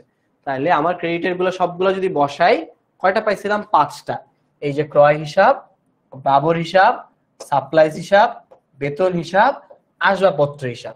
তাহলে ভাইয়া যখন শর্টকাটে সবগুলো এখানে লিখে ফেলছি, আমার জন্য কি হলো, সহজে আইডেন্টিফাই করে বসানো ইজি হলো যে কোনটা কোন পাশে যাবে। তো চলো একটু ভেরিফাই করি সবগুলো ঠিক আছে কিনা। নগদে পণ্য ক্রয়, ক্রয় ডেবিট, নগদ ক্রেডিট বসাইছি, তারিখ দিছি, বসাই দিছি। তারপরে কি হয়েছে, আকবর সোহেল, এই যে বাবরের নিকট বা বাবরকে পরিশোধ করছে, টাকা চলে গেছে। প্রদেয় হিসাব ডেবিট, ক্রেডিট কে নগদ। নগদ যেহেতু ক্রেডিট, ক্রেডিট পাশে লিখবো নামটা জাস্ট অপোজিট খতিয়ানের নিয়ম। আবার যদি ফিরে আসি, সাপ্লাইজ ক্রয় করছি, তাহলে সাপ্লাইজ ক্রয় করে কি হয়েছে, নগদ টাকা দিছি, তাহলে নগদ ক্রেডিট ছিল। ওকে, সাপ্লাইজ ডেবিট, নগদ ক্রেডিট, ক্রেডিট পাশের বক্সে বসছে, অপোজিট নাম বসছে। আবার যদি যাই, বেতন ডেবিট, নগদ ক্রেডিট, তাহলে নগদ যেহেতু ক্রেডিট গেছে, নগদান বইয়ের ক্রেডিট পাশে বসবে, নাম বসবে বেতন। আবার ফিরে আসি, আসবাবপত্র ক্রয়, আসবাবপত্র ডেবিট, নগদ ক্রেডিট, নগদের ক্রেডিট পাশে বসবে, নাম হবে আসবাবপত্র। তাহলে এখন অবলা দুইটা ডেবিট আছে বা একটা ডেবিট আছে, কারা সেরা? এই যে নগদ ডেবিট এবং ব্যালেন্স নিজে একটা ডেবিট হিসেবে কাজ করে। তাহলে ডেবিট ব্যালেন্স বিডি লিখবো, যত টাকা সেটাই লিখবো। আর যার কারণে কোনো কারণে ডেবিট চিহ্ন নিতে করতে পারছি, সেটা আমরা বসাই দেব। একটাই ডেবিট ছিল, একটাই বসাইছি, দুইটা থাকলে দুইটা করতাম, যেহেতু একটাই আছে আমরা তাই অত ইনডেপথে গেলাম না। তো এখন বলো, দেখতে কি খুব ইজি মনে হচ্ছে না নগদান বইয়ের এক ঘরা? এক ঘরে আসলেই দুধ ভাতের মতো ইজি। এখন দেখতে হয় দুই পাশের মধ্যে বড় কে। ক্লিয়ারলি এই পাশটা বড়, তো এই পাশের যোগফল 18,000 আমরা দুই পাশেই লিখে দিব। দুই পাশে লিখে দেওয়ার পর কি করব, 18,000 থেকে পুরা কলামটার যোগফল যা থাকবে তা বাদ দিলে যে টাকাটা থাকে সেই টাকাটা আমাদের লিখতে হয় ব্যালেন্স শিটে। তার মানে তোমার পকেটে ছিল 18,000 টাকা, তুমি খরচ করে ফেলছো যেই টাকা, তারপরে কত টাকা থাকে, এটা হচ্ছে টোটাল খরচের 2 একে 3 4 6 6,060 টাকা তুমি খরচ করছো। তাহলে 18,000 থেকে 6,060 টাকা খরচ করলে কত টাকা থাকে? 11,940 টাকা থাকে। তাহলে আমার রুলস কি? রুলস হচ্ছে যেই টাকাটা ব্যালেন্স সিডি, পরবর্তী মাসে এটা ব্যালেন্স বিডি। জানুয়ারির ম্যাচ ছিল, ফেব্রুয়ারি মাসের ব্যালেন্স বিডি হচ্ছে 11,940। এই 11,940 বলতে কি বোঝায়? তোমার পকেটে কত টাকা আছে যা তুমি পরবর্তীতে ব্যয় করতে পারবা। তো সবাই একটু কমেন্ট করি এক ঘর নগদনটা সবাই বুঝেছি কিনা, কোনো কনফিউশন আছে কিনা। না থাকলে আমরা 2 ঘরে চলে যাব।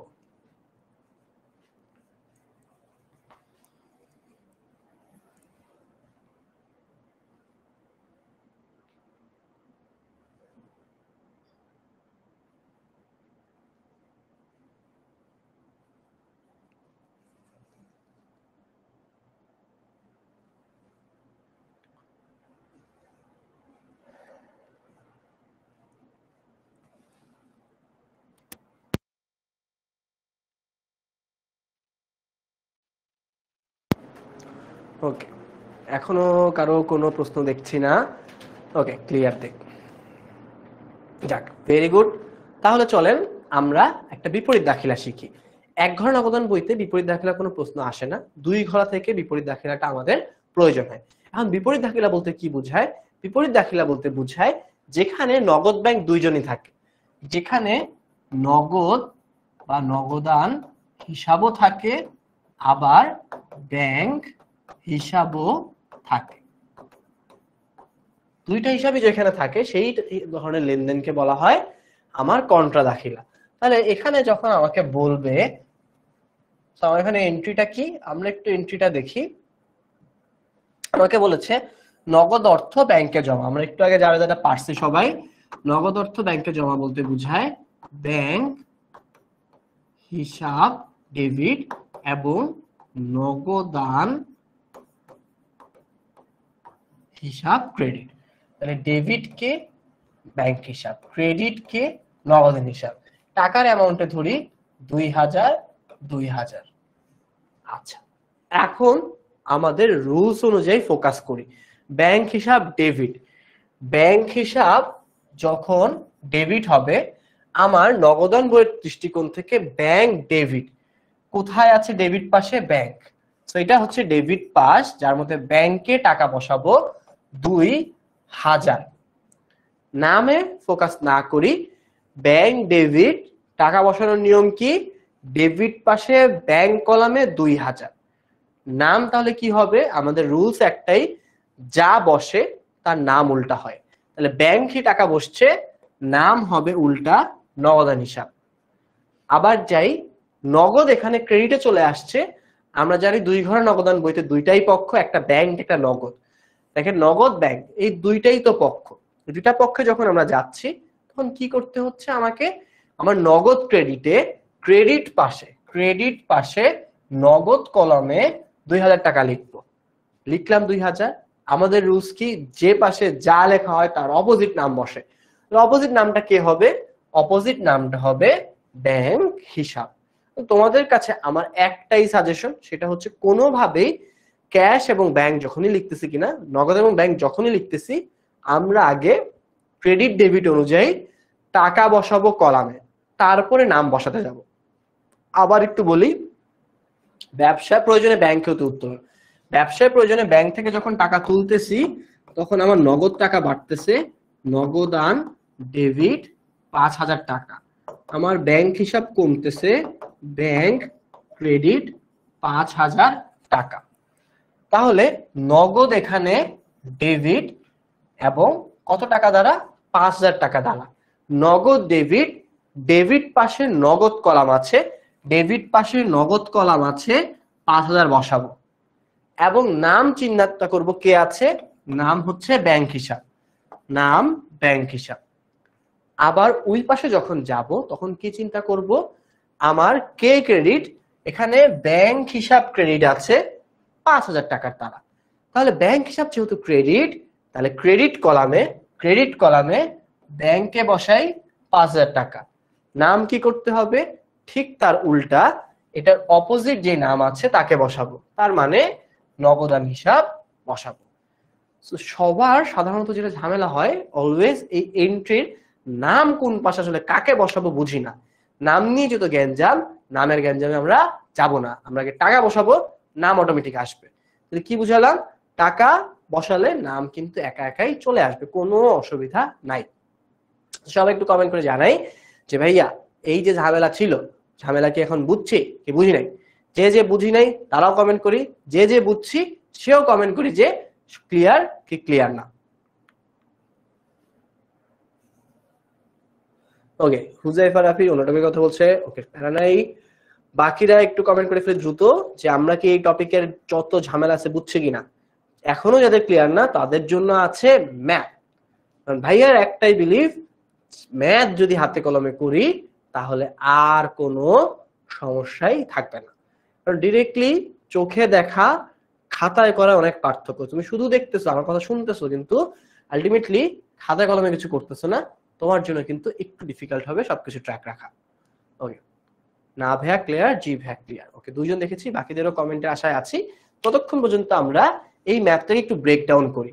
তো ভাইয়ার ম্যাথ করার আগে সবসময় যেটা করি, আমি আগে জাবেদা লিখে ফেলি শর্ট করে। এখনো সেম কাজ করব, কোশ্চেনের পাশে ছোট করে জাবেদা লিখবো।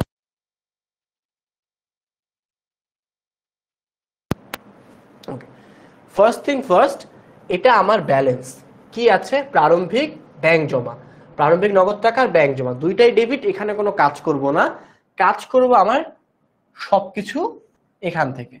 এটার জন্য জাবেদা কি হবে? আমি এখানে লিখি বিক্রি করছি। হ্যাঁ, আমার ফোকাস পয়েন্ট হচ্ছে বিক্রি করছি নগদ এবং চেকে। তাহলে একটা হচ্ছে নগদ, একটা হচ্ছে ব্যাংক, আর একটা হচ্ছে বিক্রয়। জীবন বীমার প্রিমিয়াম দিলে কি হয়? উত্তোলন। তাহলে একটা হচ্ছে উত্তোলন, আরেকটা হচ্ছে নগদ। ক্রয় করলে কি হয়? ক্রয়ের শুধু নগদ এবং চেক নিব, কোনো ধারে থাকলে নিব না। আচ্ছা, ক্রয় ডেবিট, নগদ ক্রেডিট, ব্যাংক ক্রেডিট। অফিসের জন্য ব্যাংক হতে উত্তোলন, তাহলে অফিসের জন্য কি করছি, ব্যাংক হতে উত্তোলন করছি, উত্তোলন করলে নগদ টাকা বাড়ে, নগদ ডেবিট ব্যাংক ক্রেডিট। আয়কর পরিশোধ করা হলো, আয়কর মানেও একটা উত্তোলন, তাহলেও কি হবে, উত্তোলন আর হচ্ছে নগদ ক্রেডিট। নগদে বেতন প্রদান, নগদে বেতন প্রদান ৬,০০০ টাকা, চেক মারফত ভাড়া প্রদান ৩,০০০ টাকা। ওকে, তাহলে এখানে আমরা কি করব, বেতন ডেবিট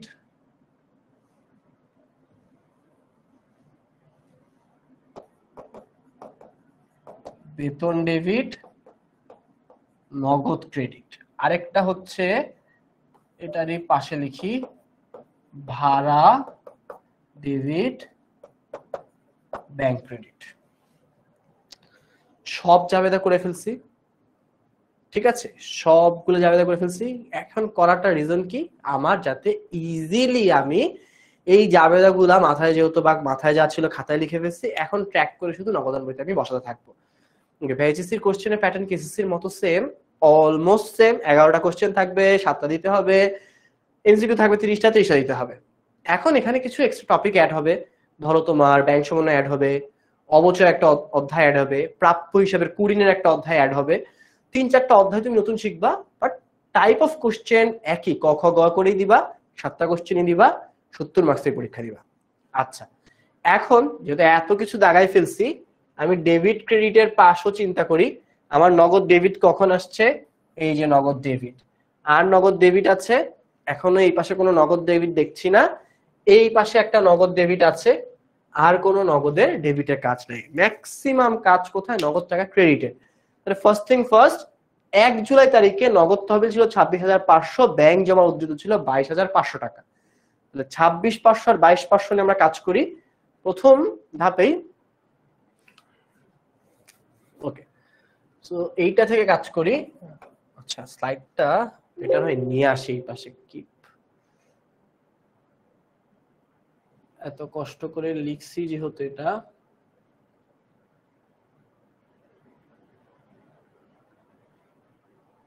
কপি এখানে পেস্ট করি।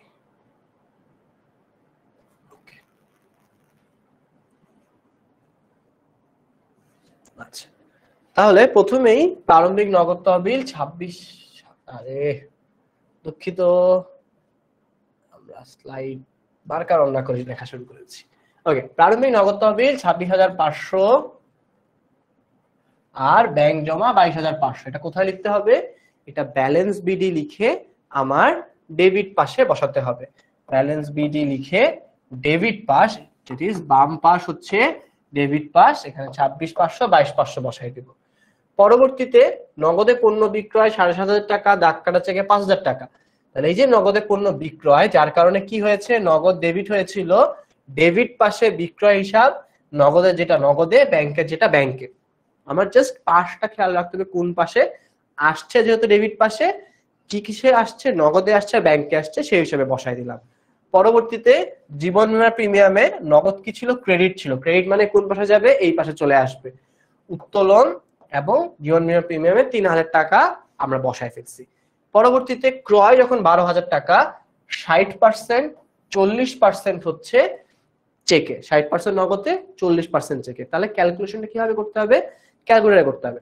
ক্যালকুলেটর কি করব, নগদ ক্রেডিট ব্যাংক ক্রেডিট, টাকার অ্যামাউন্টটা 60% দেখবেন এখানে হবে 4,800 টাকা, আর 40% 7,200 টাকা, আর মনে হয় 4,800 টাকা। এই দুইটা টাকা আপনারা পাবেন। একটু পেয়েছেন কিনা ক্যালকুলেটরে হিসাব করে বলেন, ভাইয়া তো ক্যালকুলেটর ছাড়া হিসাব করতেছি, আমার ভুল হতেই পারে। আচ্ছা, তাহলে আমরা দেখি এই পাশে ক্রয় হিসাবে 7,200 আর 4,800 টাকা আমরা বসাই ফেললাম। আচ্ছা, এরপরে চলে আসি, আমার এখানে অফিসের জন্য ব্যাংক থেকে উত্তোলন 7,500 টাকা। এই যে কন্ট্রা এন্ট্রি নিয়ে যাদের সমস্যা ছিল, কন্ট্রাতে আমরা এখন বসানো শিখি। কি করছি, নগদ টাকা উত্তোলন করছে, তাহলে নগদ টাকা বাড়ছে। কত টাকা বাড়ছে? ৭,৫০০ টাকা বাড়ছে। ডেবিটে কে? নগদ। ডেবিট পাশের নগদ কলামে ৭,৫০০ আগে লিখবো। ডেবিট পাশের নগদ কলামে ৭,৫০০ লিখলাম। অপোজিট নাম কাকে দিব? ব্যাংক হিসাব। লিখলাম ব্যাংক হিসাব। ঠিক আছে, এই দুই পাশের কাজ কিন্তু করে ফেলছি। এবার আসি পরের ধাপে। এখন আমি কি করব? এখন আমার আরেকটা ধাপ কি? ব্যাংক যখন আমার ক্রেডিট, তাহলে ক্রেডিট পাশের ব্যাংক কলামে টাকা লিখতে হবে। ক্রেডিট পাশের ব্যাংক কলামে ৭,৫০০ টাকা লিখবো। অপোজিট নাম দিব নগদান হিসাব।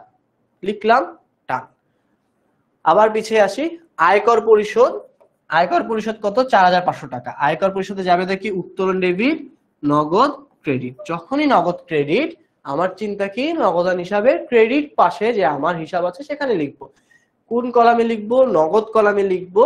নাম জাস্ট উত্তোলন, নাম উত্তোলন, নগদ কলামে ৪,৫০০ টাকা। দুইটা কলাম কখন, একটা কলাম কখন, দুইটাই কিন্তু ভাই বারবার বলছি, জাস্ট একটু খেয়াল রাখবো। আচ্ছা, এবার আসি বেতন প্রদান ৬,০০০, চেক প্রদান, চেকের মাধ্যমে ভাড়া প্রদান ৩,০০০। তাহলে বেতন প্রদান যখন করছি তখন আমি ৬,০০০ টাকা লিখবো, এবং আমি যখন চেক প্রদান করতেছি তখন ব্যাংক কলামে ৩,০০০ টাকা লিখবো। কেন দিছিলাম? ভাড়া হিসেবে দিয়েছিলাম। এই পর্যন্ত সবকিছু করছি। এত দূর যদি করে থাকি, এখন আমার ফাইনাল কাজ। ফাইনাল কাজটা কি? কোন পাশ বড় সেই পাশ যোগফল করা। এই পাশ বড়, যোগ করলাম ৪১,৫০০। এই টাকায় আমি দুই পাশে লিখবো, এই টাকায় দুই পাশে লিখবো, লিখেও ফেললাম। আবার ব্যাংকের টাকাও দেখা যাচ্ছে এই পাশটাই আমার বড়, সেম এই পাশে লিখবো, এই টাকাটাই ট্রান্সফার করব। এখন হচ্ছে আমাদের আসল খেলা। আসল খেলা বলতে কি বুঝায়? এই যে ৪১,৫০০ টাকা পাইছি, এবং এখানে আমার একটা স্পেসিফিক অ্যামাউন্ট খরচ হয়েছে বা চলে গেছে, এই টাকার সমষ্টিটা আমাকে বাদ দিতে হবে। এই টাকার সমষ্টিটা আমি যদি কাউন্ট করি, ৩,০০০ যোগ ৭,২০০ ১০,২০০, আর এখানে ধরেন ১০,৫০০, তাহলে আসে ২০,৭০০ টাকার মতো একটা খরচ হয়। একটু ক্যালকুলেটর চেপে সবাই একটু হিসাব করে বলেন তো ভাইয়া, এই টোটাল যোগফলটা কত টাকা আসছে? ২০,০০০ না ১৯,০০০ আসছে?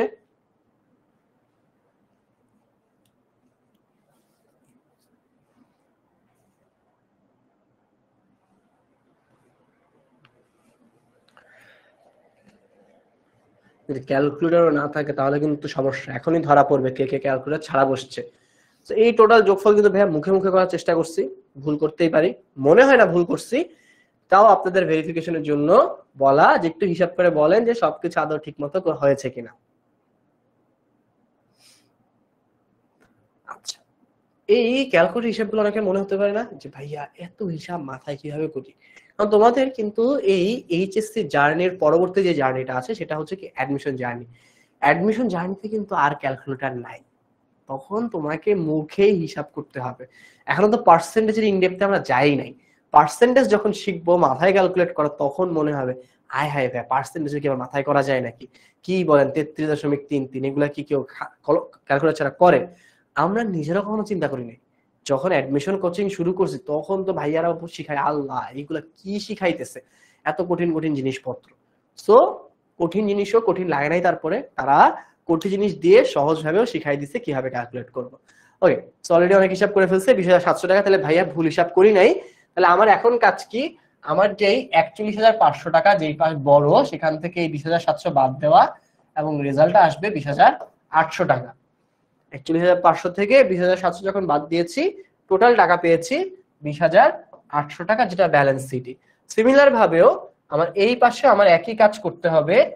আমার টোটাল কলামের এই পাশের যোগফল থেকে আমি আমার 27,500 টাকা বাদ দিব, যা থাকবে তাই বসাবো কোথায়? ব্যালেন্স সিটিতে। ব্যালেন্স সিটি যখন বসছে জাস্ট ট্রান্সফার করে এটা আমরা পরের মাসে লিখবো ব্যালেন্স বিডি হিসেবে। এখন কথা হচ্ছে ভাইয়া এই জায়গাটা তো ভাইয়া সবাই পারি না কোথায়? সেম কোশ্চেনটাতে একটা এক্সট্রা লাইন যখন অ্যাড করা হবে, নগদ উদ্ধৃতের 1,000 টাকা হাতে রেখে কাজ করো। নগদ উদ্বৃত্তের কি করতে বলছে? 1,000 টাকা হাতে রাখো, হাতে রেখে তুমি বাকি টাকা ব্যাংকে জমা দিয়ে দাও। এই জায়গাটা কে কে বলতে পারবা ফুল কনফিডেন্ট যে ভাইয়া এই ম্যাথ আমি 100% পারি? আর আমি যদি আমার জার্নির কথা মনে করি, এইটা যে কি পরিমাণ ভয় পাইতাম এসএসসির সময়, এই টপিকটা আমার এইচএসসি তে যে ক্লিয়ার হয়েছে। এসএসসি তে জিনিস মিলতোই না। মাঝে মাঝে কেউ কেউ আসলে, এমন না যে আসে নাই, অনেকগুলা বোর্ডে বা কলেজের এক্সামে দিয়ে দিত, তখন আর পারতাম না। পুরোটাই দেখা গেছে মিলাই ফেলছি, লাস্টের জায়গাটা মিলাইতে পারি নাই, 10-এ 8-7 করে পাচ্ছি। যখন এইচএসসি লাইফে করতেছি করতেছি করতেছি করতেছি, তখন যে এই জায়গাটা একেবারে ক্লিয়ার হয়ে গেছে। তো একটু কমেন্টে জানাও তো তোমরা, যে এই যে নগদ উদ্ধৃত্তের টাকা অবশিষ্ট রেখে ব্যাংকে জমা দেওয়া হলো, এই জায়গাটা আসলে কে কে পারে?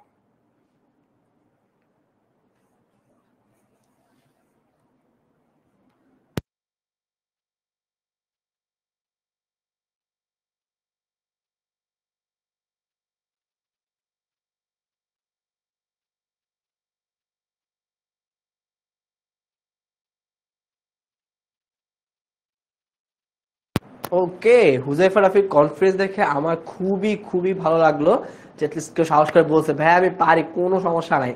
আচ্ছা, যদি পারি তো তোমার কাজ হচ্ছে কি, আমার সাথে সাথে এটা যখন আমি বুঝাচ্ছি তখন তোমার হিসাবটা করে ফেলা। তো আমরা আগের ম্যাথটা, এইখানে 30 তারিখ পর্যন্ত পুরাটাই হচ্ছে আগের ম্যাথ। 31 তারিখে একটা এন্ট্রি অ্যাড হয়েছে যে 1000 টাকা হাতে রাখতে হবে।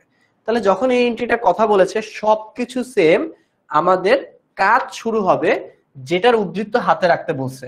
নগদ উদ্ধৃত্তর টাকা যখন আমাকে হাতে রাখতে বলছে, আমি নগদের পাশ আগে যোগ করব। আমি নগদের পাশ আগে যোগ করে বের করলাম 41,500। সেম এই পাশটাই আমার অপোজিট পাশে লিখতে হবে 41,500 টাকা। হ্যাঁ, আমাকে তো অলরেডি বলে দিছে আমার ব্যালেন্স শিট হিসেবে আমি কত টাকা রাখতে পারবো। আমি কত টাকা রাখতে পারবো? অনলি 1000 টাকা রাখতে পারবো। তাহলে আমার এখানে ব্যালেন্স সিডির পরিমাণ হচ্ছে 1000 টাকা। ওকে, যদি শুধু 1000 টাকা আমার ব্যালেন্স সিডির পরিমাণ, তাহলে 41,500 টাকা থেকে আমি আসলে কত টাকা জমা রাখবো সেটা জানতে হবে। সেটা জানার ওয়েটা হচ্ছে এই 1000 সহ অত্র হিসাবে যা আছে সব যোগ করে ফেলা।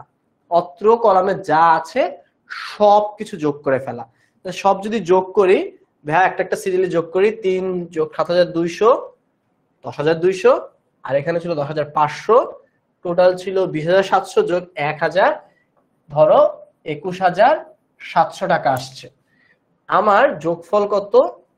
41,500 টাকা। আমার এই দুইটা টাকার পার্থক্যই হচ্ছে আমি কি করব, ব্যাংকে জমা দিব। 41,500 এবং টোটাল কলামের যে যোগফল আছে এই টাকাটাই আমরা কি করব, বাদ দিব। তাহলে আমরা একটু ক্যালকুলেটরে হিসাব করি যে আমার 41,500 থেকে 21,700 বাদ দিলে কত টাকা থাকে।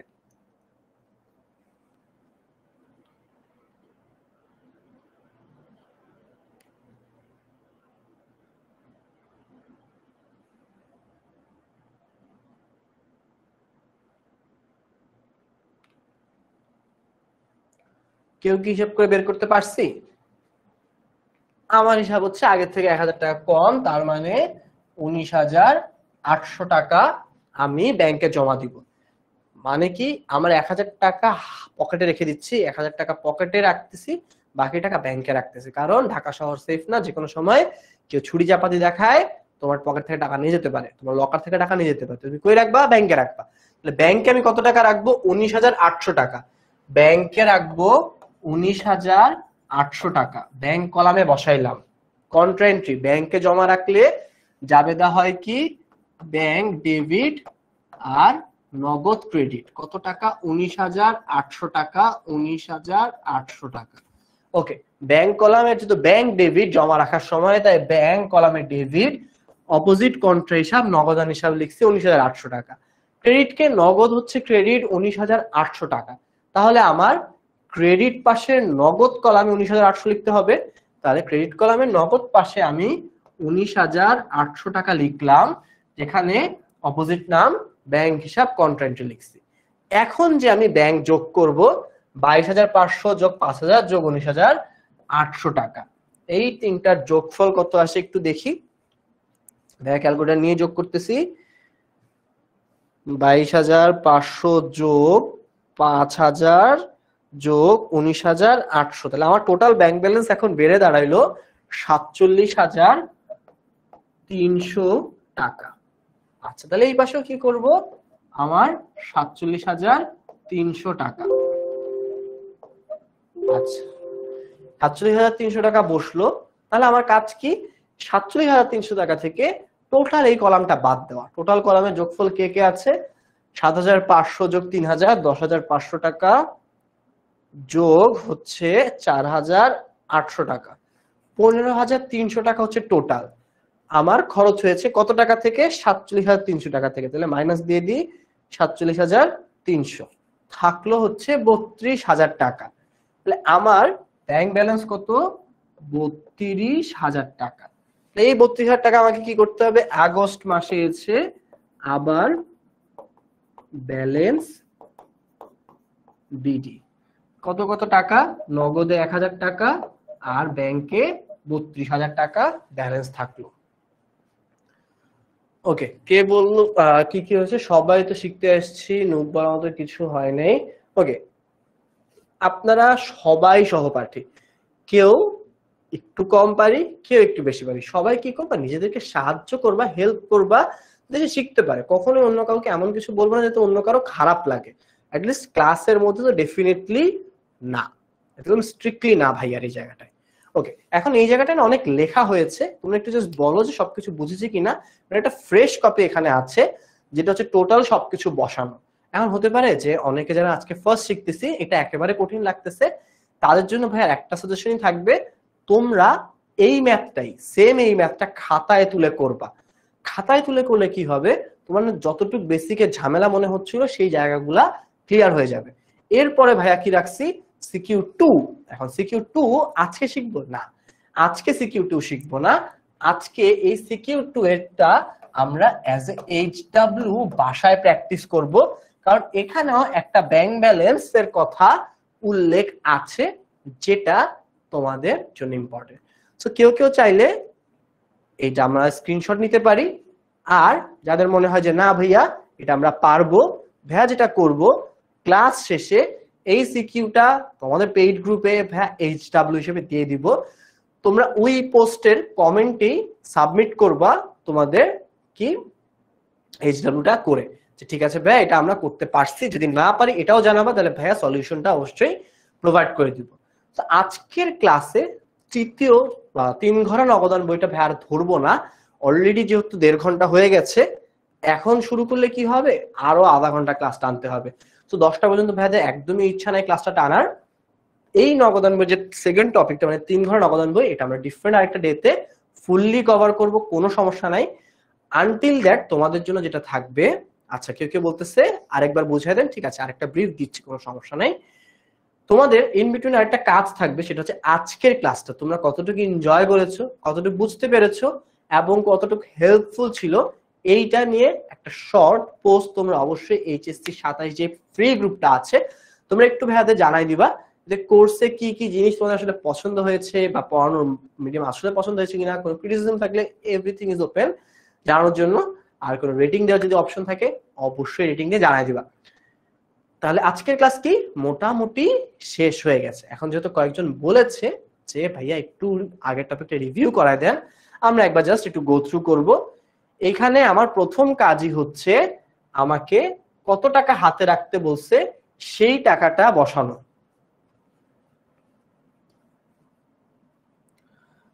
সো আমার হাতে রাখতে বলছে 1,000 টাকা। আমার এখানে কলামগুলোর মানে কি, প্রাপ্তি মানে হচ্ছে কত টাকা এসেছে, প্রদান মানে হচ্ছে কত টাকা চলে গেছে, আর প্রাপ্তি আর প্রদানের পার্থক্যই হচ্ছে কত টাকা পকেটে আছে। 1,000 টাকা পাইছি, 500 টাকা খরচ করছি, 500 টাকা হাতে আছে, এরকম সিম্পল হিসাব। এই পাওয়া এবং হাতে রাখার মধ্যে তুমি অনেক টাকা হয়তো তোমার ক্যাশ বক্সে রয়ে গেছে, তুমি এত রাখতে চাও না, তুমি রাখতে চাও ব্যাংকে সেফলি। কি করছো, তুমি 1,000 টাকা হাতে রাখবে চিন্তা করছো, বাকি যত টাকা আসে সব ব্যাংকে দিবা। বাকি টাকাটা বের করার ওয়ে কি, এই 41,500 থেকে টোটাল যোগফলটা বের করা। এই কলামের টোটাল যোগফল বের করলাম আমরা কত, 21,700 টাকা। তাহলে আমার প্রাপ্তি ছিল 41,500, আমার খরচ ইনক্লুডিং যত টাকা রাখতে যাচ্ছি, আমার খরচ হচ্ছে 21,700। তাহলে আলটিমেটলি আমি কত টাকা আমি ব্যাংকে রেখে দিতে পারবো? 19,800 টাকা। যে 19,800 আমি ব্যাংকে রাখতেছি, ব্যাংক ডেবিট 19,800 টাকা, অপোজিট নাম আমরা বসাচ্ছি খালি। তাহলে এই টাকাটা কি চলে গেল না? তাই আমার এই টাকাটা কন্ট্রা এন্ট্রি হিসেবে দেখো নগদান হিসাবে আছে 19,800। তাই ক্রেডিট পাশে নগদ কলামে আমরা আবার 19,800 টাকা বসাই দিচ্ছি। এখন ব্যাংক ব্যালেন্স বেড়ে গেছে। ব্যাংক ব্যালেন্স বেড়ে কত টাকা হয়েছে? 47,300 টাকা হয়েছে। এই 47,300 কি করব? ব্যাংক কলামে এসে লিখবো 47,300 টাকা। এখন অ্যাজ ইউজুয়াল ব্যালেন্স সিডি মানে কি? আমার তো আসছে 47,300 টাকা, ঠিক আছে, কত টাকা খরচ করছি সেটা আমরা হিসাব করব। তাহলে 47,300 টাকা থেকে আমরা এই যে ব্যাংক কলাম আছে ক্রেডিট পাশে সব বাদ দিব। সব বাদ দিলে আমার পকেটে থাকে দেখা যায় 32,000 টাকা। এই 32,000 টাকাই আমার ব্যালেন্স সিডি, তার মানে আমার কাছে বিদ্যমান আছে। তো এই বিদ্যমান টাকাটাই পরের মাসে ব্যালেন্স বিডি হিসেবে লিখে দিলাম। শেষ, কাজ খতম। ওকে, আফসারা আমি 99 পাইছি। আচ্ছা, কোথায় 99 পাইছি? আমি যেখানে রোল কারেক্ট করতে পারি নাই। আচ্ছা, অনেকে বলছে এসএসসি স্কিপ করছি, বুঝি নাই, বাট এসএসসি অ্যাকাউন্টিং এ আমি 96 পেয়েছি। মাশাআল্লাহ, খুবই ভালো কথা। ভাইয়ার একটা মার্কস ছিল, আমার এসএসসি তে পেয়েছিলাম আমি 98 মার্কস। সো যারা 99 পাইছে তোমরা আমার থেকে এক মার্ক বেশি পাইছো। সো খুবই ভালো কথা, আমার খুব ভালো লাগে আমার স্টুডেন্টরা ভালো করলে। আচ্ছা, সো এইখানে এইচডব্লিউ টপিকটা ভাইয়া দিয়ে দিব, একটা এমসিকিউ জাস্ট প্র্যাকটিস করি, দেন ক্লাসটা শেষ। শ্রেয়ার নিকট থেকে আমরা 20,000 টাকার পণ্য কিনছি 10% বাট্টায়। আচ্ছা, কারো থেকে যদি বাট্টায় পণ্য ক্রয় করি, আগে কারবারি বাট্টা বাদ দিতে হয়। 10% কারবারি বাট্টা বাদ দেওয়া মানে 2,000 টাকা বাদ দেওয়া, তাহলে থাকে 18,000 টাকা। এবং 10 দিনের মধ্যে যদি টাকা পরিশোধ করে তাহলে আরো 5% ছাড় পাবে। তো দেখা গেল ওই সময়কালের মধ্যেই কিন্তু পরিশোধ করে দিছে। তাহলে আমাকে কি করতে হবে? এই 18,000-এর উপরে 5% ছাড় পাবে। এটা কোন, এটা কি বাট্টা? এটা হচ্ছে কারবারি বাট্টা, ক্রয় করার সময় পাইছি। এটা আদায় করার সময় পাইছি, তাই এটা নগদ বাট্টা। 18,000-এর 5% হচ্ছে 900 টাকা। সেই টাকাটা বাদ দিলে 17,100 টাকা আসে। এখন দেখেন কোশ্চেন কি, ক্রয় ডেবিট হিসাবে কত হবে? তাহলে পণ্য ক্রয় করার সময় ক্রয় ডেবিট কত হবে? ক্রয় ডেবিট হবে 18,000 টাকা। অ্যান্সার হচ্ছে 18,000 টাকা। পরবর্তী কোশ্চেনে বলতেছে ব্যাংক হিসাবে ক্রেডিট কত হবে? প্রথমে তো ধারে ক্রয় করছিলাম, পরবর্তীতে আদায় বা পরিশোধের সময় আমি ব্যাংকে পরিশোধ করছি। সেই পরিশোধটা কত করছি? সব ডিসকাউন্ট বাদ দিয়ে 17,100 টাকা পরিশোধ করছি। তাহলে পরের কোশ্চেনের অ্যান্সারটা হচ্ছে 17,100 টাকা। তাহলে চিন্তা করো, একটা কোশ্চেন থেকে কিন্তু দুই ভাবে দুই ধরনের বাট্টা সবকিছু আমরা কভার করছি। আজকে কি কভার করতেছি না? 3 ঘোড়া নগদান বইয়ে যে শর্ট একটা টপিক এবং একটা সিকিউ ছিল, এই সিকিউটা জাস্ট স্কিপ করলাম, আর বাকি সবকিছু আজকে কভার। সো এই পর্যন্ত যারা সাথে ছিলা, অনেকে আছে, হ্যাঁ অনেকে আছে দেখা যাচ্ছে। তো সবাইকে অসংখ্য অসংখ্য ধন্যবাদ। আশা করি তোমাদের একটা রেসপন্স পাবো, এবং আশা করি তোমাদের ক্লাসটা ভালো লেগেছে, এবং আমার তোমাদের ইন্টারাকশন করে খুবই ভালো লাগতেছে। সো টিল দেন, আল্লাহ হাফেজ, সবাই ভালো থাকবেন। দেখা হবে আবার নতুন কোনো ক্লাসে, যেখানে আরো বেসিক থেকে আরো অ্যাডভান্সে যাব, এবং সব যাত্রাতেই চাই সবাই ঠিকমতো বুঝবো এবং সবকিছু ঠিকমতো কভার করে করে যাব।